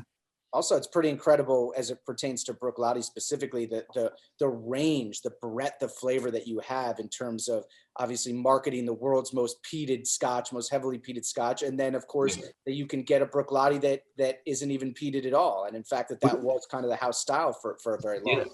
Well, this is one of the great things. Is what Jim was saying before, when the guys who boarded up the windows and closed the gates and walked off, they didn't know what they had. And it just takes people with the will to do something. With one distillery, we can make Bruichladdich, Port Charlotte, and Octomore. This year, we're going to distill about 15 different spirit types. We're going to make rye. We're going to make botanist. In one distillery, we can do absolutely anything. If you've got the mindset to do it, that's the most important thing about it. You can have a distillery, and you can just do the same old thing. And again, like we were talking about before, the computers can run it all for you, and the stillman sits back, and the parameters are all recorded, and everything's set, and everything's done. And there's no imagination there, but you produce something the same all the time. Or you can do what we do, where you let people do the work. They put their spin, their passion, their ingenuity into it, and you're able to create loads of different things, explore, actually get involved with the whiskey and shape that whiskey. So yeah, I think it's the possibilities are endless with any distillery, but I think we're just one of the ones who really chooses to explore it. An interesting tie-in here. You mentioned that you'll be distilling a rye. We have Scott Marshall, who has a question that's pretty integral to that. Scott, if you're here, do you want to ask directly your question to Adam? Well, basically what he's asking, if you had interest in, or actually this is for you, Jim, if you had any interest in making whiskey in America ever. No, I think America's got enough great distillers. I mean, no, I don't really think so. It would be fun to do it. I've made whiskey in South Korea and I've made whiskey in Australia, and but no, it's a whole. You got to be true to yourself. You know, you got to be true to your country. I mean, you're not gonna. What could you do to improve it? Go and start learning again, and the oh, father time, the clock is ticking, you know. You got to do that stuff when you're young and fit and able, but no, I have no desire to go to the States whatsoever. But I did enjoy making whiskey, and down, well, Greg was there at the distillery you were when we made the whiskey, and made some gin down there. Is there a particular style of American that resonates with you more, whether it be bourbon or rye, or now some of the American single malts that we're seeing? No, for sure, bourbon. I love bourbon. I think it's really a great. I love that sweetness. It takes you on the oak very, very quickly. You know, because it's the first time the oak has been used. It's superb. The charring of the cask, it's just really, really good. Can I ask a quick question there of Adam? I've been curious about this for a while. Do you have any plans to do anything with Gariana oak? It's a good question, actually.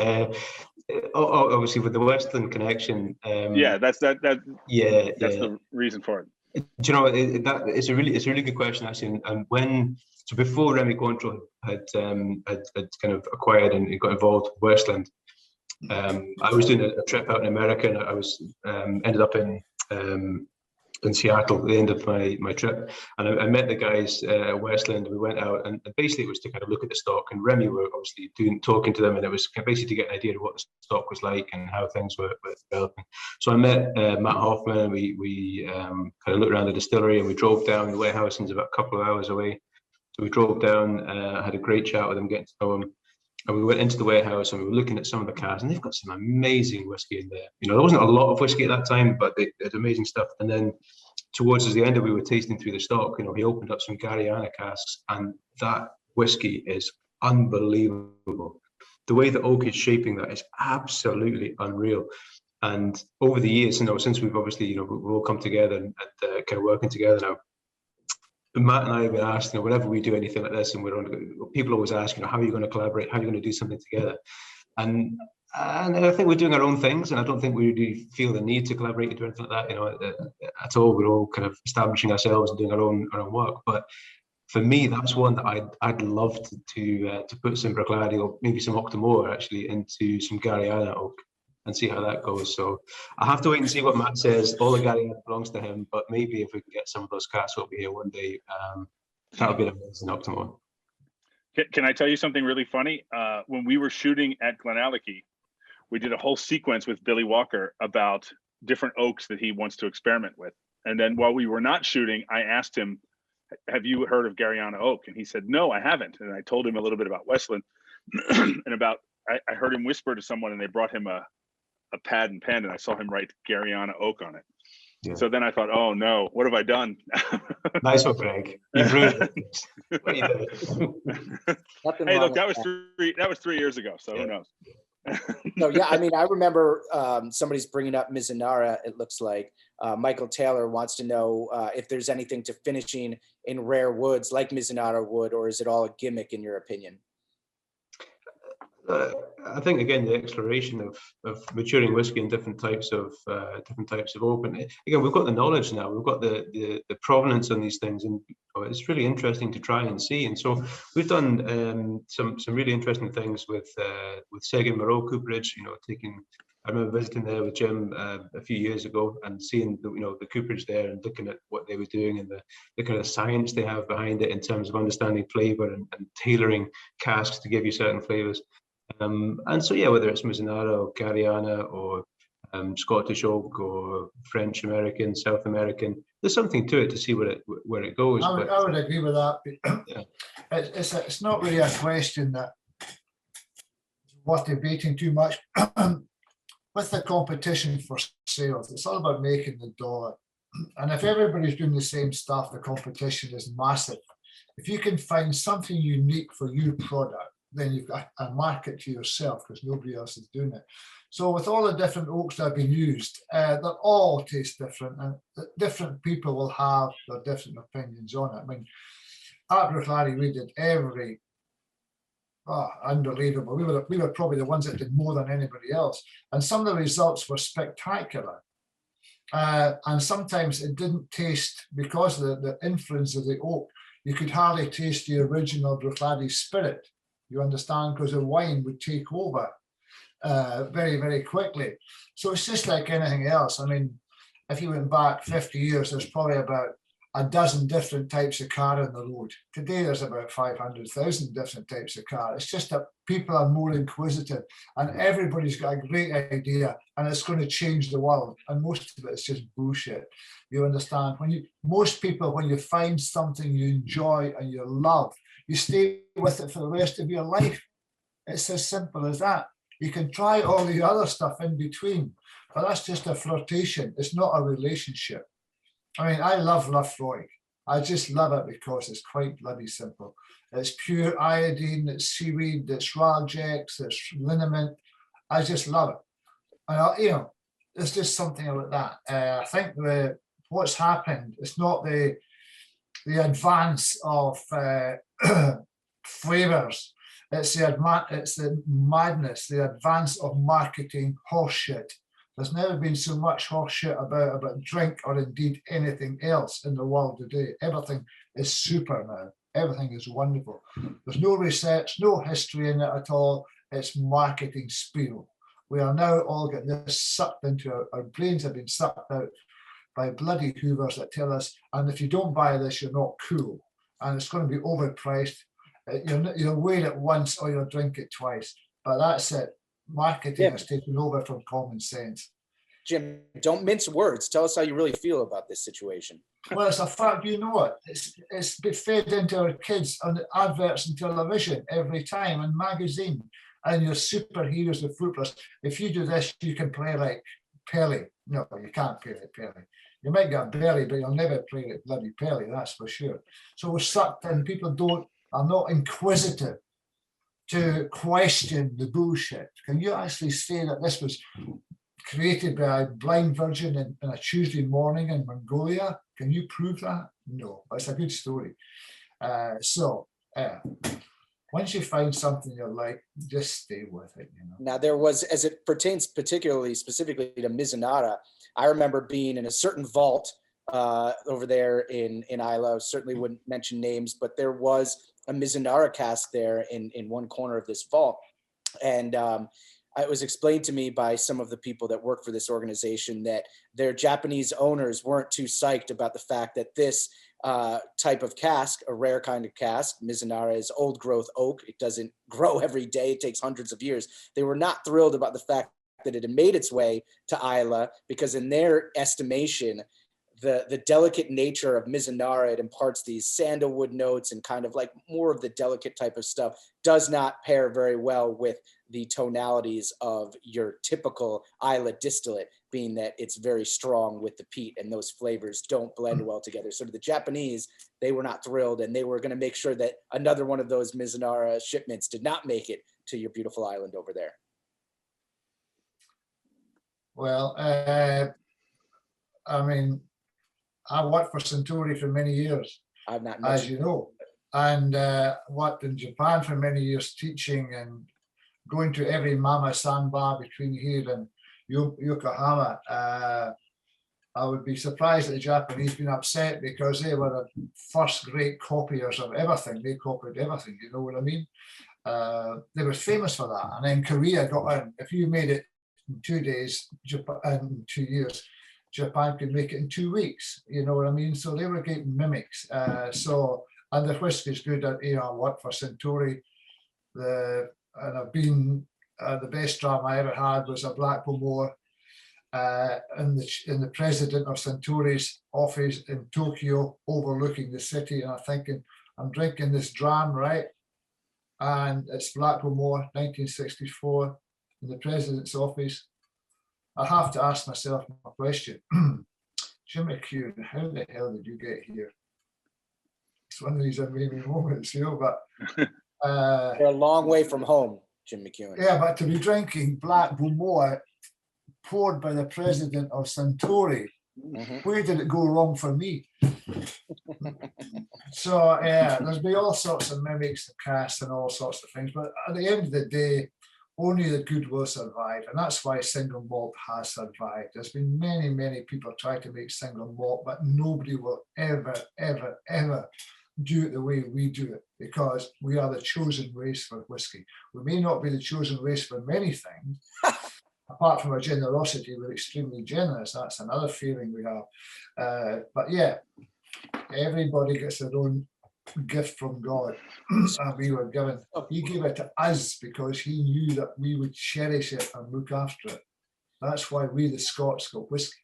Richard Nichols has a question that keeps coming up in the chat, very timely, about a news story that came out today as it pertains to international trade. Richard, are you there? Would you like to ask your question directly to the gentleman on our dais?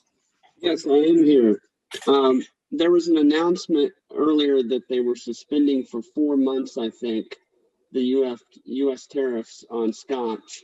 What do you guys think of that? And is there real hope that these tariffs may finally go away?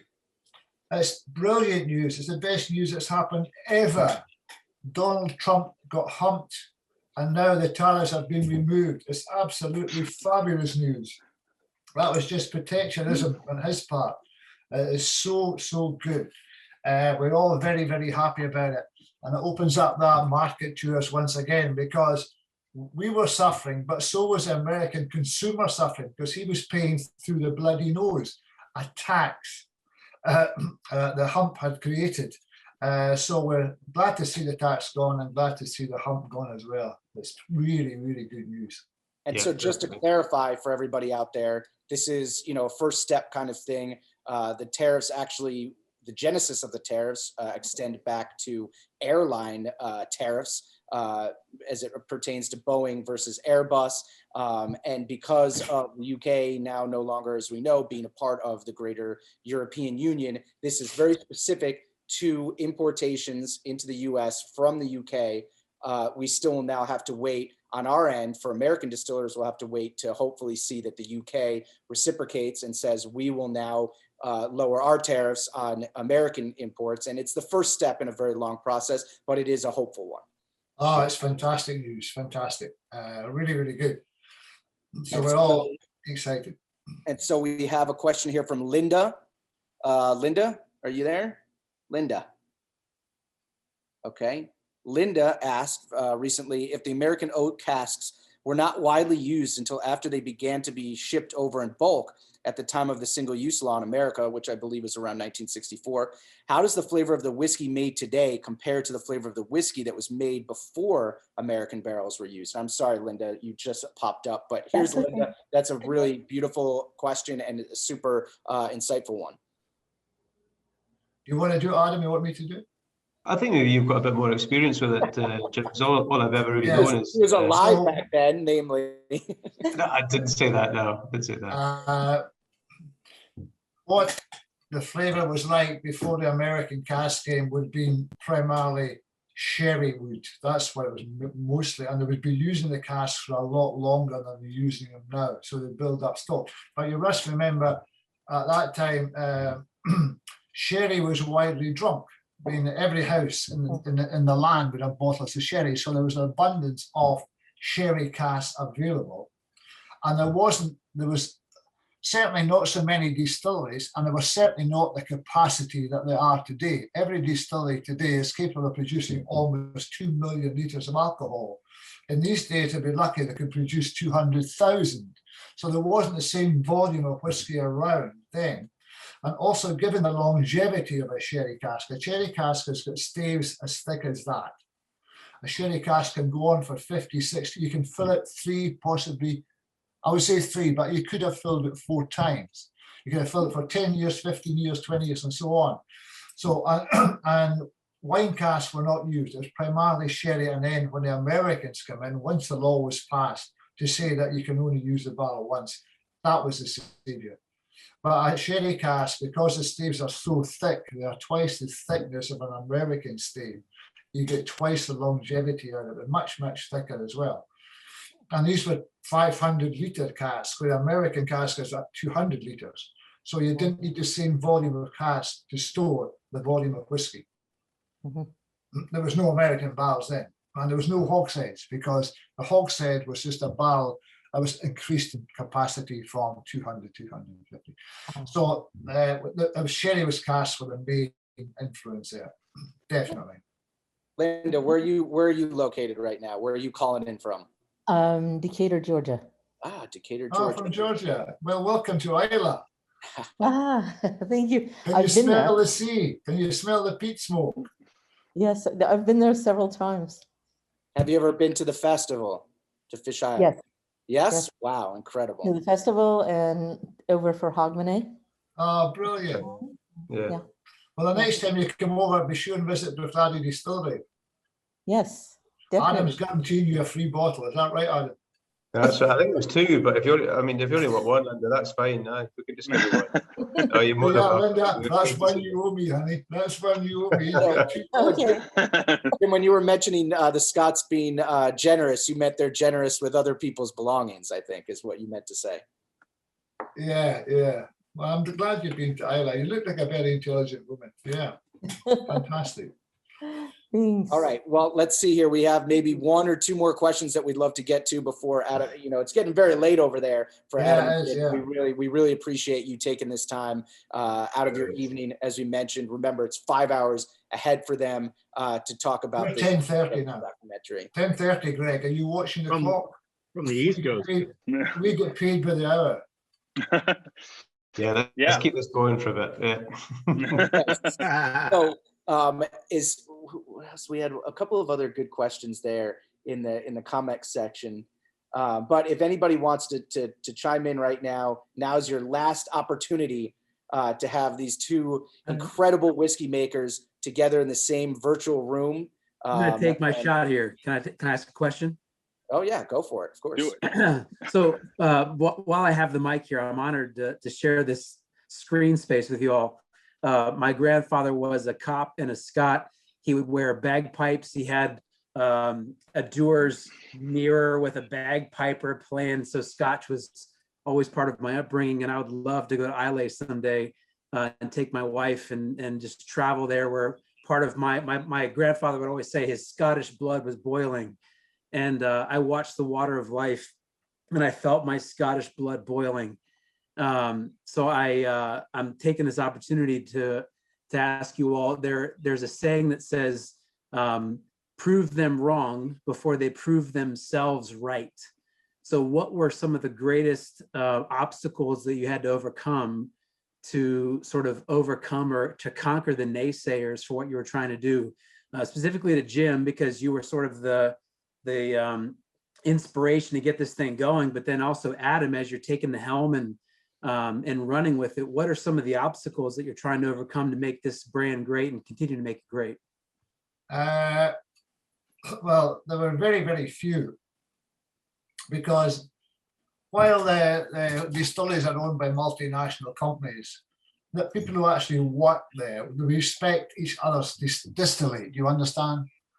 I mean, I have been using whiskey all my life, and very seldom, I have never found a bad spirit distilled in Scotland.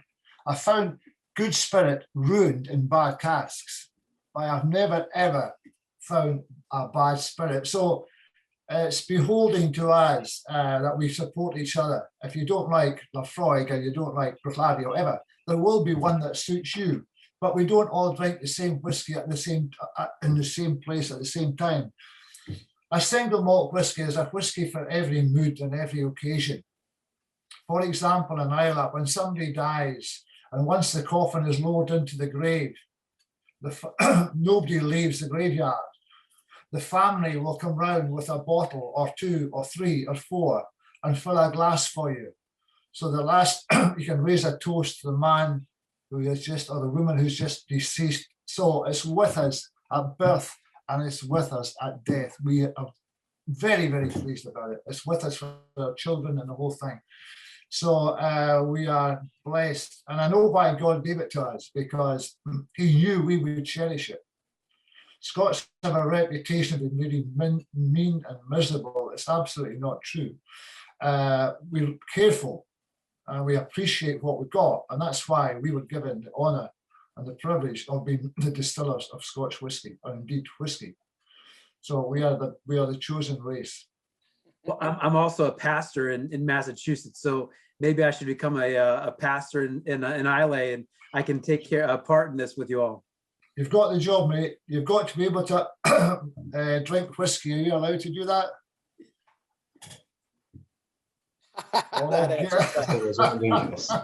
And it seems like you also shake have hands, buddy. Shake hands. No comment. Bobby, it seems like you also might have a bottle waiting for you if you make it to Isla, because I think Adam's just giving out free bottles now to anybody that makes it to the store. Oh, lovely. Brother, yeah, pretty much. Yeah. Why not? I'm coming.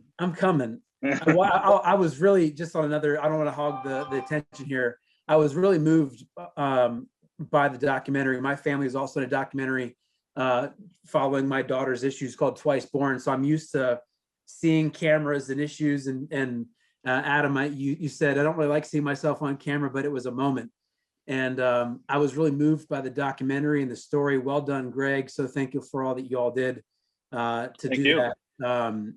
Anyway, just really honored to be a part of this, and I wasn't going to lose my chance to take the mic, so really appreciate it. Adam, if you want to chime in on what it was like to take over for a legend, I'd be happy to hear it, but I don't want to hog the time here. Yeah, well, it was, yeah, I mean, we've all spent, a bit of time tonight listening to Jim talk and getting an idea of who he is. And for me, being able to follow his footsteps is an immense privilege. I must admit, on many occasions, I've been daunted by it. But one of the things that Jim said to me was, I'm not going to be the same as Jim. I'm not going to make the same. I'm not the same person. So I was doing it my own way, and I think getting that kind of green light, if you like, it's okay to do things your own way. I shouldn't try and copy Jim. I can't be Jim. There is only one Jim McEwen, and that's the way it should be. I have to do my own thing. So it's interesting, your question about the challenges and proving people wrong. I completely agree with what Jim was saying. This industry is we help each other out. There isn't people there waiting for you to trip over and tell you that we knew you were going to get it wrong. There's people there who'll help you. So it's a great industry to be in, a great place to do, and a privilege to make whiskey. It's the blood of a small nation. We agree on that. It's the blood of a small nation. Yeah. And Scots have a reputation globally of being sturdy fighters. I mean, who else would go through trenches of mud and mines and barbed wire in 1915, 1916, 1970? Who else but the Scots would do that wearing a skirt? A kilt? That's the blood that's boiling in it. That's the important thing. They went out there into the hells of the trenches and all the rest of it. It takes a lot of balls to go into that situation wearing a skirt. So we're very, very proud of our heritage and everything associated with it. Yeah. Bobby, thanks so much for taking the time to ask those questions. Thank you, Bobby. Thanks, Bobby. We're going to leave you with one last question. And then for everybody else here that's having a good time, just want to remind you that Greg and Alphonse, the filmmakers here, will be sticking around to answer some more questions. And, we don't want to just kick you to the curb. The bouncers aren't going to kick you to the curb just yet, but we're getting ready to say goodbye to Adam and Jim. They are 5 hours ahead of us. There's one last question that kind of you touched upon in the documentary for sure. And I think it's really important to get your insight into this, both Jim and Adam, is a question from Michael Taylor, who didn't want to ask it himself because he didn't want to mispronounce Bruichladdich, but just make sure, it's easy, Bruichladdich. Tell him to drink more. Tell him to drink more. The classic laddie. They put it for you right there on the label. No, it's a tough one for a lot of people. But Bruichladdich, does being owned by a massive multinational corporation, as we know near the end of the documentary, we see that Remy comes in there. And does it give you the same amount of freedom, or is there more of an emphasis on profits at this point? I think if I'm jumping on that one, I think it gives us exactly the same amount of freedom, because Remy as a company, they're a family-owned company. they're a lot bigger. We've got, basically what's happened is we've got access to more resource. You know, we've been able to increase production, employ more people, and yes, of course, we have to account for all these kind of things and report more than probably we ever did. But we've been allowed to grow and to realize the potential a lot quicker. So I think for me, you know, Remy Cointreau is the perfect fit. You know, I don't think, and again, maybe I can only assume on this, but I don't think if Diageo or another company had come in to take over Bruichladdich back in 2012, I don't think the sale would have gone ahead. But Remy are the right fit, you know, and they don't have other whiskey distilleries. They let us run the business. We tell them what we need, what we're going to do, and it's there. So for me, I think it's a great thing that the Remy are part of what we do. It enables us to do these things quicker, faster. I mean, we've just built 6 more warehouses. Each one of those warehouses holding 10,000 casks. So they are committing themselves to maturing the whiskey on the island. You know, they could have come in and said, look, financially it doesn't make sense, you know, don't bottle here, you know, all these kind of things. But no, it's about doing more. You know, when we talk about, and we've talked for years about building a malting facility to, you know, we grow about 1,800 tons of barley on the island every year to make Islay grown whiskey. And they want to give us a mold. You know, we want to build the maltings. They'll support us in building the maltings to provide more jobs, to close that loop. Everything about what they've done and what they're doing with us is positive and good. And yeah, I don't think there's any issues in terms of the freedom that we have. If I want to create a whiskey, a couple of years ago, I released a 3-year-old Octomore in Virgin Oak, which is a crazy whiskey, but you know, nobody said no. Everyone embraced those kind of things. So we still had to make whiskey in the way we want to make whiskey. Nothing is changed except, you know, I always like to say Remy have got very deep pockets and we've got very long arms at Bruichladdich, so it's a good relationship. That is a great relationship to have. Dr. Roy was very impressed by both of you. You know, he's doesn't understand how mentally and physically you're able to restrain yourself from enjoying too much of the water of life that surrounds you daily. So he's in awe of the fact that you guys practice a good amount of restraint in your daily life. I would just add that I would agree with everything that Adam said about Remy. You must always remember, and you do, that Remy are distillers themselves, or one of the greatest spirits in the world. So it's not like we're being taken over by a cheese company. They understand alcohol, they understand maturation, they understand what the quality is all about. Remy are world famous in everything they do, it's style and all that sort of stuff. And so who else but them could do it? Nobody else but them could do this job, you understand? And they've got the wherewithal to invest, as Adam's given you some of the increases in production. That is fantastic. There's more employment in Ireland. At that distillery, I think today, you can keep me right, Adam, when I started at the distillery, there was me and 2 men and a dog named Boo. Yeah. And today, how many you got working? Just over 100 now. Over 100. So we've gone from 2 men and a dog named Boo to 100 people. Yeah. That's massive to the economy of this country, but even more so Ireland. Yeah. 100 jobs with pension plans, insurance, the whole lot. Please stay with us, Remy, you know. How many people do you have working for you there at Ardnahoe, Jim? I was only at Ardnahoe for a short time. There was probably about a dozen people at a time. It was just a distillery in its infancy, you know what I mean? And that will hopefully be 100 as well. But you remember, the difference with Bruichladdich is Bruichladdich bottles all its whiskey in Ireland. Mm-hmm. You know, that provides a lot of jobs just simply by bottling the stuff on Islay rather than sending tankers to Glasgow to be bottled. That's taking employment off the island. Mm-hmm. Remy are doing a great job, and Adam will agree. I mean, bottled on Islay, matured on Islay, distilled by islanders. It's a complete bloody package. It doesn't get any better. And you've got a variety of casks, whether it's wine or sherry. You've got 3 different distillate styles. You've probably got the best gin in the world called the Botanist from that place. I mean, that only happens because there's quality people making a quality product with honesty, passion, and integrity. It's that bloody simple. All right. Well, I mean, I don't know if we could have any better of a send-off than that, Jim. I think we should drink it. I think we should drink a toast to Jim and Adam. Yeah, of course, absolutely. Before you guys we want to make sure that you can have a nice gentle nap. So. Well, I'm on water. Okay, I've got water here, so my throat's sore. Anyway, thank you, Brad and Greg, and my good friend Fonzie, the Reverend Bobby Ross. You're a rock star now. You're on telly internationally. Nate, thank you for being the co-producer. I will be there. And my friend Udo. Absolutely. I've got the 6.1 here. So your signature is still on this bottle. I believe it's from 2015, if not 2014. So I've been. Well, cheers. And thank you, everybody. Thank you very much for having us, everybody. And Slanja. Thank you for supporting Isla. Slanja. In Gaelic, they would say Uishiva. Can you say that? Uishiva. Uishiva. That's the Gaelic for good night. Uishiva. Uishiva. Okay, guys, all the best. Bye-bye. Good night, Jim. Cheers, Adam. I'll see you sometime. Bye, Adam. Your time, Adam. Same. And again, we will be sticking around here for a little while longer with the filmmakers, Greg and Alphonse.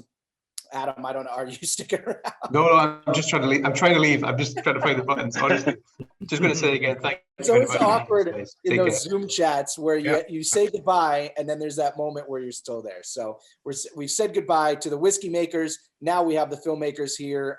Anybody can come in at any point in time and unmute yourself, say what's up. Let us know what you loved about this film. Ask any questions that you can to Greg. He's very forthright with all of the comments. He had something that he said, Greg, when we were talking about the ownership, that new ownership of Remy, relatively new, and how you never saw them. I forget exactly what. Yeah, no, I'll say it again if you'd like.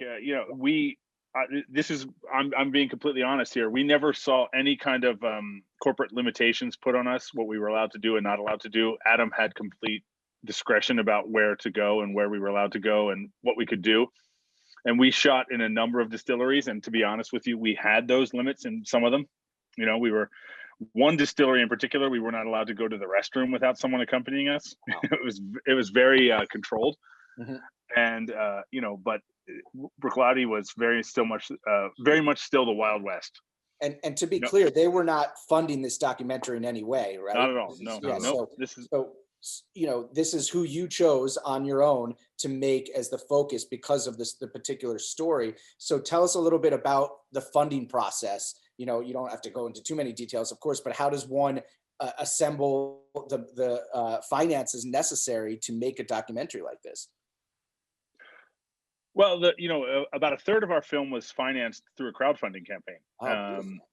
We did an Indiegogo campaign and raised a bunch of money there, which enabled us to start shooting the film, and that enabled us to kind of pull in some investors. Everything was privately financed. We have no corporate attachments, no what we can and cannot do with any company whatsoever.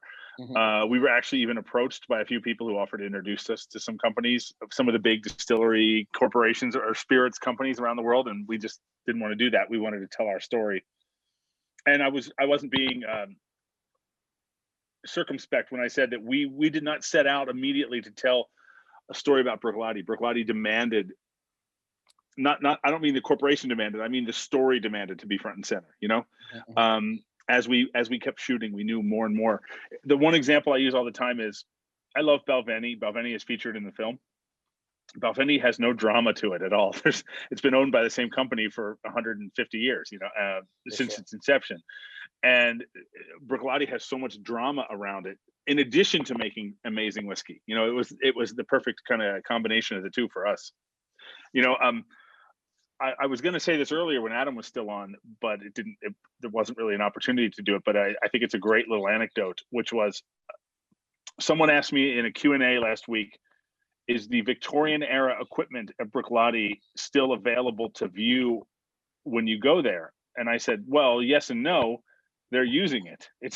This isn't some kind of museum piece where it's a living museum. Yeah. Right, exactly. And that and Springbank, like Bruichladdich and Springbank are the two distilleries where it's really like, oh yeah, you can go see the mash tun as long as they're not in the middle of mashing in. It's literally being used. It's funny you had mentioned Springbank. To me, one of the most romantic distilleries imaginable in the real true sense of romanticism. And I went to Campbelltown for the first time and actually was there with a friend of mine that works for Glen Scotia, which is the other distillery that's active in Campbelltown. And it was her first time. She works in the States for them. So it was her first time actually being in Campbelltown. We got there at night and she knew, like, look, I'm a Springbank fanatic and we're going to have to go see Springbank. We're not going to go to Campbelltown and just see one and not the other. We got there at night and we're staying very close to where the Springbank distillery is, because it's right in the center of town. And we could smell the grains cooking, you know, so almost like just like Toucan Sam following his nose. I'm lifted off my feet and just drifted, just following my nose directly to where it's coming from. And I end up right at the door of the distillery, and it was the night manager working. And there's like this courtyard that's completely open, and I could see the stills working there, you know, and you could walk right into this distillery, an operational distillery. Now, I was not going to like enter in and trespass. So I'm standing right at the precipice as close as I could go. And the night manager sees me and he's like, well, what are you doing? Come on in. You want to see how things are made? And this impromptu kind of tour commences, where it's just the night manager happy to have somebody else that's interested and loves whiskey. He lets me go upstairs, and they're just shoveling some of the draft into the, you know, to the farmers. That goes down to a pipe where the farmers will collect it the next day. He lets me do some of that shoveling. Then he takes me into the malt house. They are, by the way, the only distillery left in Scotland that does 100% of all their own floor maltings. So he lets me walk in there and just rake some of the malt on the floor. And I'm like, this is like a dream. Like, I feel like I'm in a whiskey dream right now. And that's just like another day. Anybody in this room could be in Campbelltown at night and they would have that same treatment if they went there. Do you think he Tom Sawyered you? Like he was like, he was gonna have to do that, and he was like, yeah. He does that every night because he gets free labor out of it, of course. And to me, it's like a story I'll remember for the rest of my life. For him, he got to go like take a 15-minute break and drink some beer. For sure. You know, it's funny. We met we shot a little bit in Springbank, and the head of sales there told us that his title is head of sales, but his title should really be head of telling you why you can't have as much whiskey as you would like. Yeah, because they have everything is allocated, and they sell out before they've ever made the stuff. You know, it's crazy. I mean, can I ask a random question of you guys, since you've been to Scotland so many times? Sure. So one of my dreams, obviously, as I mentioned, is to go to Scotland and to do Scotch tours. With craft brew, obviously, in America, there are certain beers that you can't get on the East Coast that you can get on the West Coast. So I've always wondered, what are the scotches that are small but delicious, but haven't been big enough to cross the Atlantic? That if you were going to go to Scotland and do a tour, what are the ones that you would say you got to go there because you just won't find it in America? Well, I mean, Springbank is a great place to start. You can get Springbank in the United States for sure, but as Greg mentioned, it's under such tight allocation.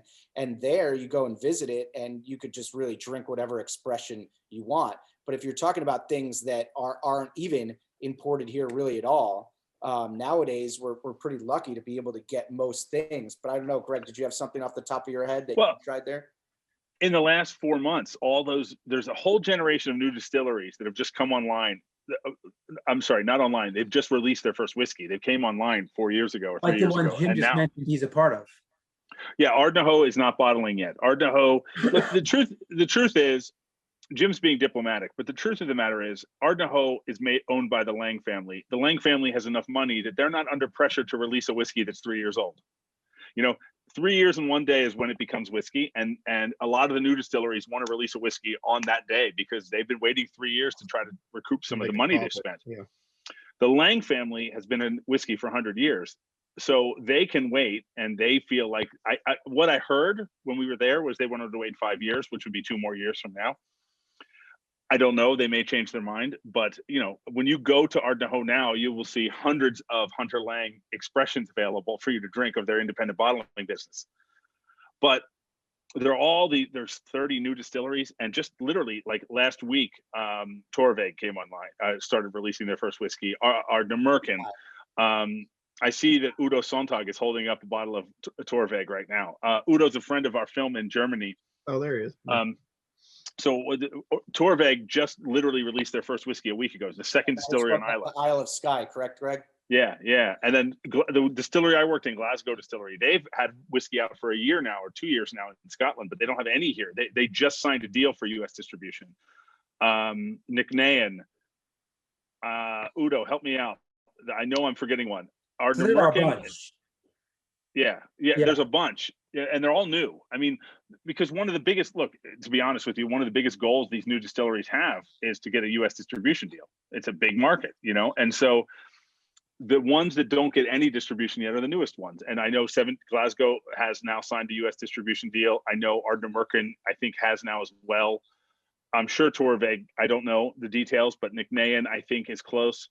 Rase just released their first whiskey. There's, I can't remember, what's the name of the distillery on Harris and Lewis? Isn't it just Harris? It's Harris, I think.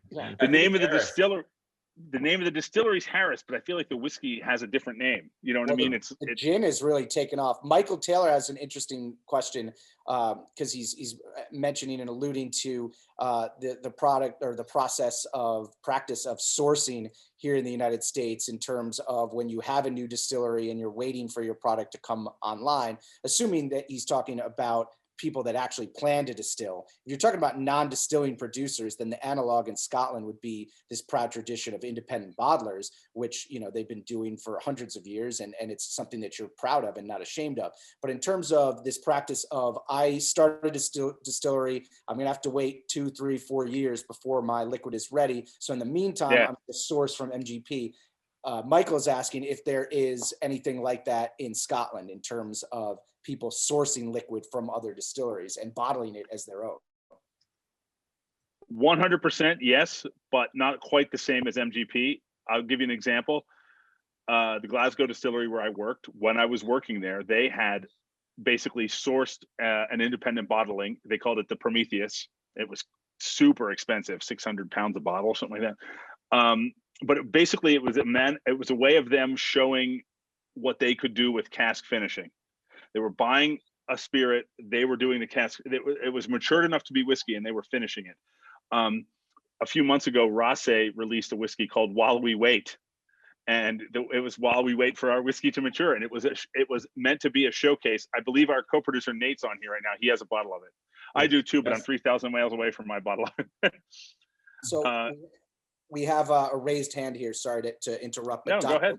Dr. Roy has been very patient for a long time, and he has a question. Thank you, Brad. Thank you so much for asking that question at the end. I was just curious what Greg's answer to that question would be. He's been working in distilleries. The reason I ask is because I actually have patients who are addicts, and I can see how it would be, you know, you can pace yourself and you reasonably use alcohol, but I'm just wondering how the distillers go about that. And is there like a timing that they use, like a limit per day? How much do they drink? I'm just curious about all of that, because it's just fascinating to me that, you know, to be surrounded by all this, and they're still. Greg, before you tune into this, you know, one thing to say there, Roy, in terms of my, you know, I am a spirits writer, so I'm surrounded by spirits in much the same way. Yeah.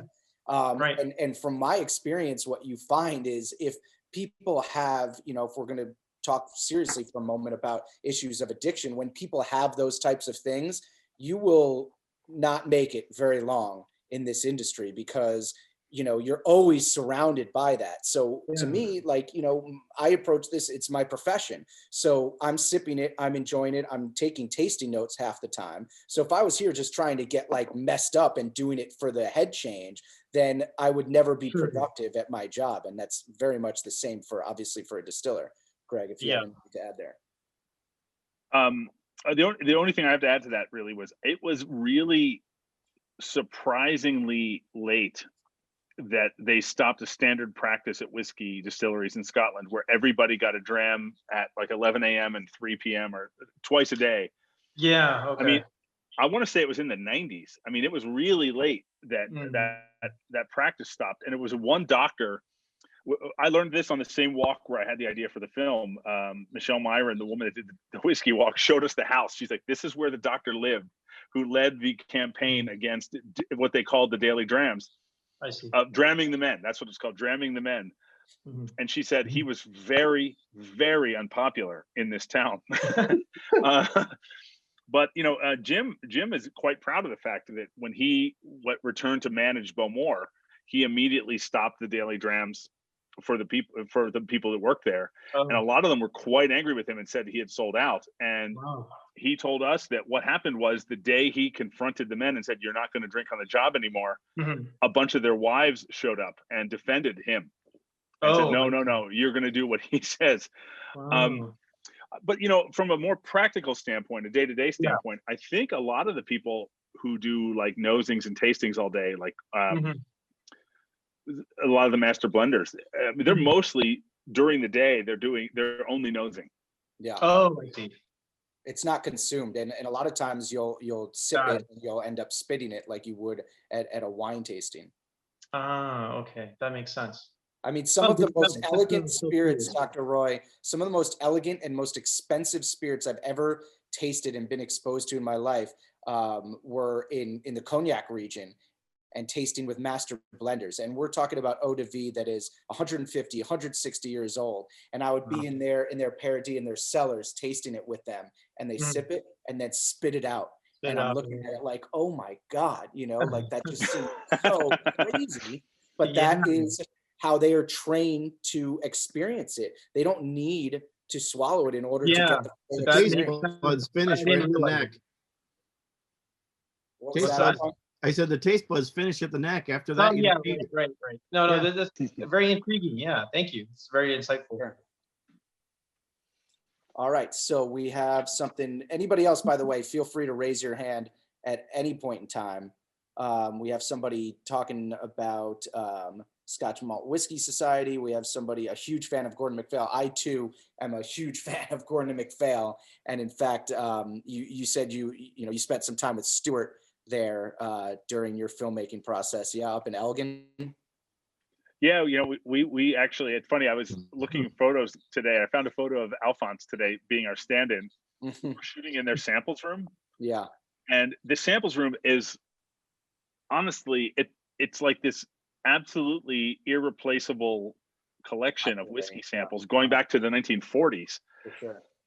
And we as a crew, as a film crew, we instituted all these rules the day we went into the sample room. Of like, we made our camera team not wear the belts. They usually wear camera crews on a film usually wear these tool belts that have all their extra lenses and lens cleaners and stuff. And no one was allowed to wear those belts in there because Trevor and I, our one producer and I, had this kind of nightmarish vision of someone turning around, and it's like an 80s comedy where one rack of whiskey falls over and falls over.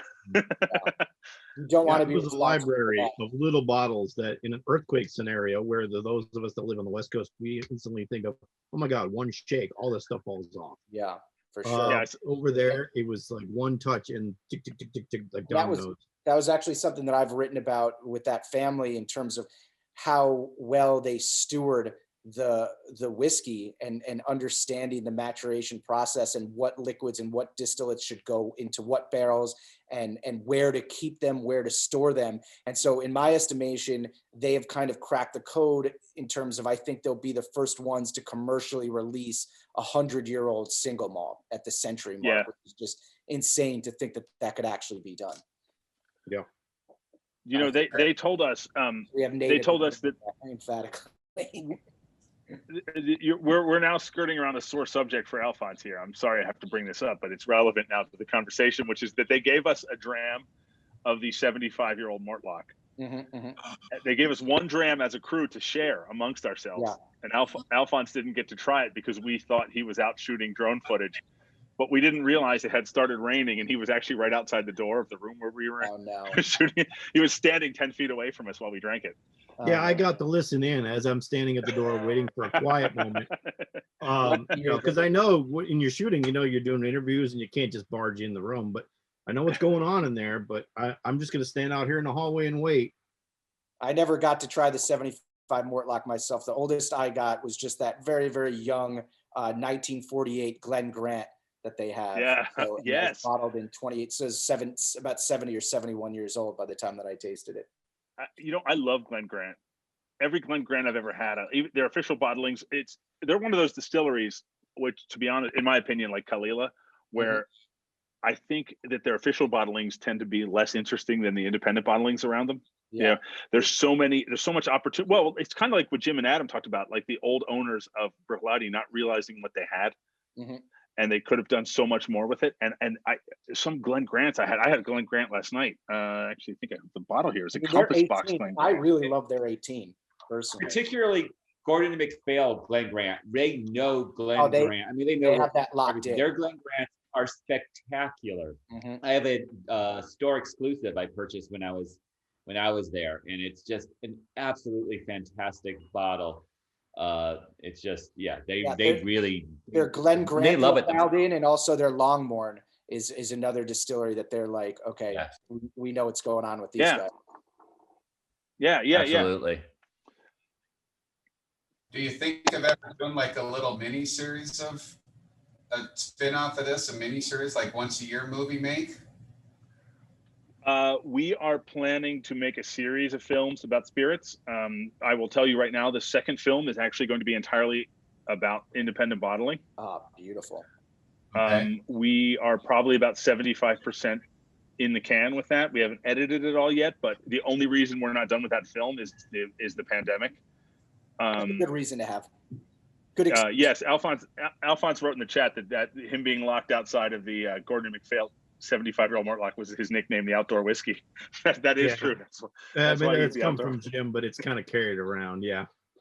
No, it came from Charlie. It came from Charles McLean. Right, yeah, Charles McLean told us that once he had lunch with Lord Cameron, who referred to Isla whiskeys as outdoor whiskeys. They're amazing whiskeys, but you keep them in the shed with these shotguns and the animals. You don't keep them in the dining room. And then once we locked Alphonse out of the Mortlock, we nicknamed him the outdoor whiskey. But yeah, we're going to do a film about independent bottling, which is, I think, a completely fascinating, unique niche within the whiskey industry. There's nothing else like it in the world. There's no wine or beer equivalent of it. Brad, do you know of any? I mean, I've covered it pretty extensively for a while, and I love the tradition that, it's something that you are to be proud of, rather than, because the closest analog we've had here for many years, as I was touching upon before, are non-distilling producers, where they won't tell you anything. They're contractually obligated usually to not tell you where they're sourcing their whiskey from. The closest thing that we have here for American whiskey is barrel bourbon. Or barrel with 2 L's at the end, where they from the start have proudly proclaimed themselves to be bottlers. The difference is that, again, they can't put on their label, here's what we're working with, but you can kind of infer most of the times from the provenance. But they never had any aspirations that they were going to create a distillery. They're like, this is what we do. The other closer thing would be the revival in Irish whiskey of bonders. And so bonders and grocers are kind of the same idea in Irish whiskey. And we're starting to see those kind of come back and crop back up in the Irish category. But other than that, it's a pretty unique thing. The whiskey writer, Neil Ridley, who's briefly in our film, he made oh, great. Cool. The only analogy I've ever heard outside of spirits entirely that he said independent bottlers are like bootleg records. He said, you love the Who, know the Who, but you haven't heard this specific. I am a big Grateful Dead fan, so you're speaking to the right person here. There you go. Yeah. So like the Dead, Fish, Pearl Jam, all Pour those them on your birthday. Taping. Yep. Yeah, and so we're really fascinated by that. So that's the easy one for us to get, because honestly, we spent 8 days at Gordon MacPhail, and we had so much footage we didn't get to use. So that's going to kind of become the sort of beating heart of this. We have part of our team is in Edinburgh, and he did 2 interviews last week. He's been able to do some socially distant interviewing for us. So, that's going to be something coming down the pike. And then the next thing, we're hoping to do a couple of other spirits related films over the next couple of years as well. We have a really fascinating angle on some mezcal. And there's some other stuff as well that's Alphonse and I spent a few extra days in Australia shooting some other stuff about some rum agricole. And Mark Renier has a rum distillery in Grenada now. Hey Brad, if when we get these things off the ground, we're going to be looking to interview some whiskey writers and stuff too. So we love to talk to you. For sure. I was very, very hurt that I wasn't asked to be a part of this. So. No. Well, if I had known you then, you would have. We didn't know you were in Culver City. We are. For sure. No, we live in the same town and are in the same larger city. So I'm sure we'll be seeing each other around And it sounds like we'll have plenty of points to collaborate in the future and have you on some future conversations. Like, this is so fantastic to be able to talk to these legends and have you guys, it's not every day that everybody can just kind of talk to the stars of a movie that you watch or the people that even made the movie. So it's a pretty unique opportunity. You know what's funny? I always say that when I've done so many interviews over the last 2 months, and I always say about Jim is that, Jim's default setting is yes. He wants to say yes to new opportunities. Oh, would you like to join these people and do an interview tonight? Yes. If he can say yes, he will, always. Yeah. And I think that's true of him leaving Bowmore. How many people, he was a whiskey legend at Bowmore in his 50s, and up and leave that and go to a startup distillery reopened by a bunch of people who had no whiskey experience at all. I mean, he wants to say yes to new stuff. And I think that's true of him to this day, and we're trying to kind of emulate that with our filmmaking approach, I think, as we move forward. And you got some real nuggets of wisdom obviously throughout, but some of these great analogies that he had made. For example, the one that will really stick with me is seeing Bruichladdich as kind of the Cinderella that never made it to the ball. And that was it really summed it up pretty well in terms of his relationship with them and how he saw them and how he wanted to have this kind of stewardship of this forlorn facility. And look at what he did. He made something that, there's no whiskey geek that's out there. There's no Scotch whiskey geek that I know that doesn't have some Bruichladdich expression that they are crazy about. Absolutely. And, I meant to bring this up during the Q&A tonight, but I didn't have a chance. But, Jim's autobiography is about to be released. He doesn't bring it up. I think he should bring it up more. Our friend, a friend of our film who's been in the Zoom here with us tonight. I think he's still here tonight. He's still here. He and Jim have created a book about Jim's life called The Journeyman's Journey. And it's amazing, and people keep asking Jim, why don't you write this down? And he did, and that doesn't even bother mentioning it. Yeah, well, it seems like he doesn't seem like the type that is into self-promotion, but unfortunately, if you write a biography or an autobiography, like, self-promotion is pretty much the name of the game. I think he lets the whiskey speak for him. Right? For sure. Yeah, that's what he's used to doing. So we have just a couple minutes left. If anybody wanted to ask any last minute questions to these filmmakers here today, to Greg and to Alphonse, and who else we got? Nate here, who's a co-producer. Yes. Now's the time. We're happy to hear from you. And also just to let you know that, of course, you can purchase any of these beautiful expressions from Flaviar. And we also do a beautiful show, if I do say so myself, that's quite similar to this, usually a couple of times a week, called Unboxing Flavor. And so if you are a Flaviar member, you're quite familiar with these tasting boxes that we have here that have 3 right now. Actually, there's Kilchoman in this tasting box. I love Kilchoman. We didn't even talk about them tonight. But, so we'll have people on, some experts in the field, sometimes some of the whiskey makers themselves, like we saw this evening, and we just talk about whiskey or talk about any category of spirit, really, depending on the night. And it's a lot of fun, because who doesn't like to talk about spirits? Certainly nobody in this room. You know why Kilchoman's not in the film? They were closed while we were shooting. They were adding they literally were shut down because they were adding new stills, and they had shut down. The whole thing was a work site. And we have some shots from there, but the whole place was just a complete construction site while we were. There was an off season, a shoulder, and they were totally off the board. When we did the tasting there, we did the tasting in our studio, but when we did the tasting with Kilchoman, the really remarkable thing, not just that I noticed, but everybody there that was tasting it, is that, these are incredibly complex whiskeys. None of them have age statements because, it's a relatively new distillery.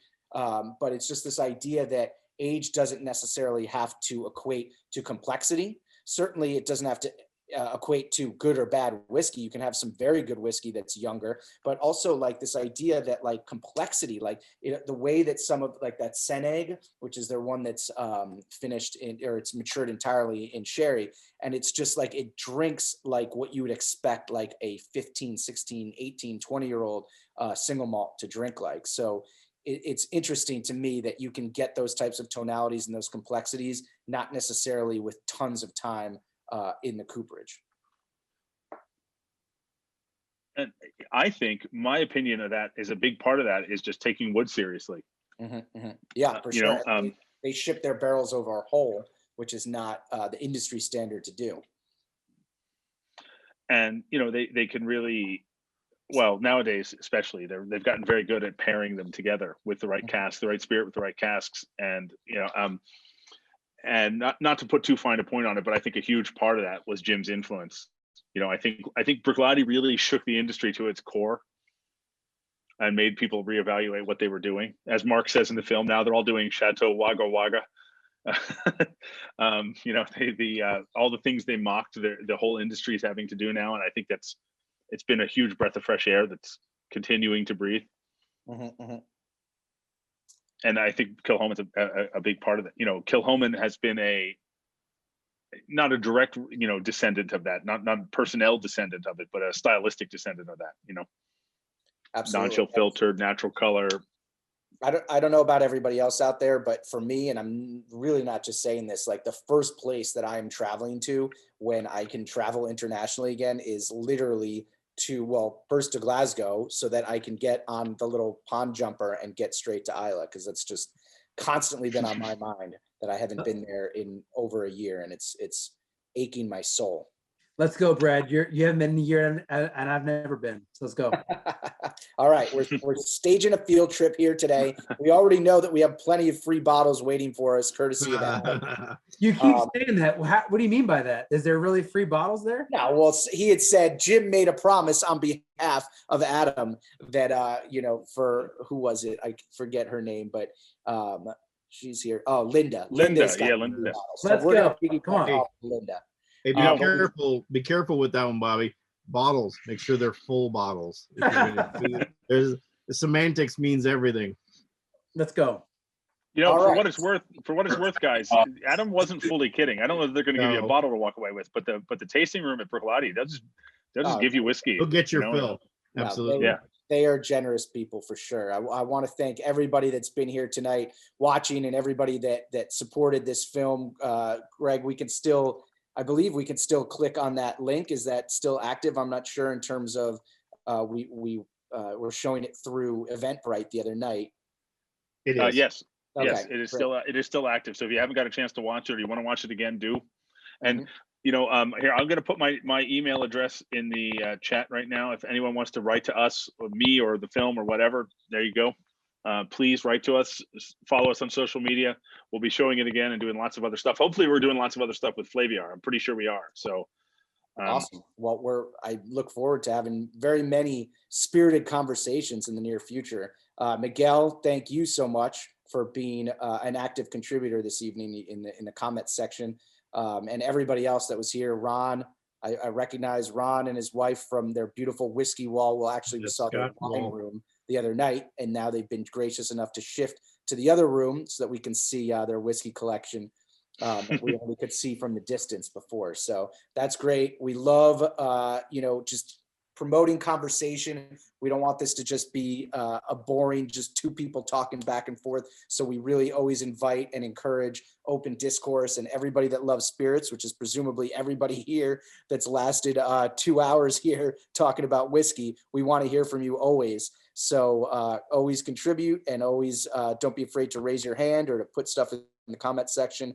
And Greg, Nate, Alphonse, really, really appreciate you guys taking your time here tonight to be a part of this. Thank you. Thanks for having us. Thank you. It's been fun. It's always fun. Thank you, everyone. Good night, everybody. And Good yes, night. one final note, this is being recorded. I saw somebody ask if they'll be able to watch this. So just you're a Flaviar member, you'll be able to get emails that'll show you links to how you can source this or access this recorded content, which will live on the Flaviar site. So keep an eye open for that. And yeah, that's pretty much it.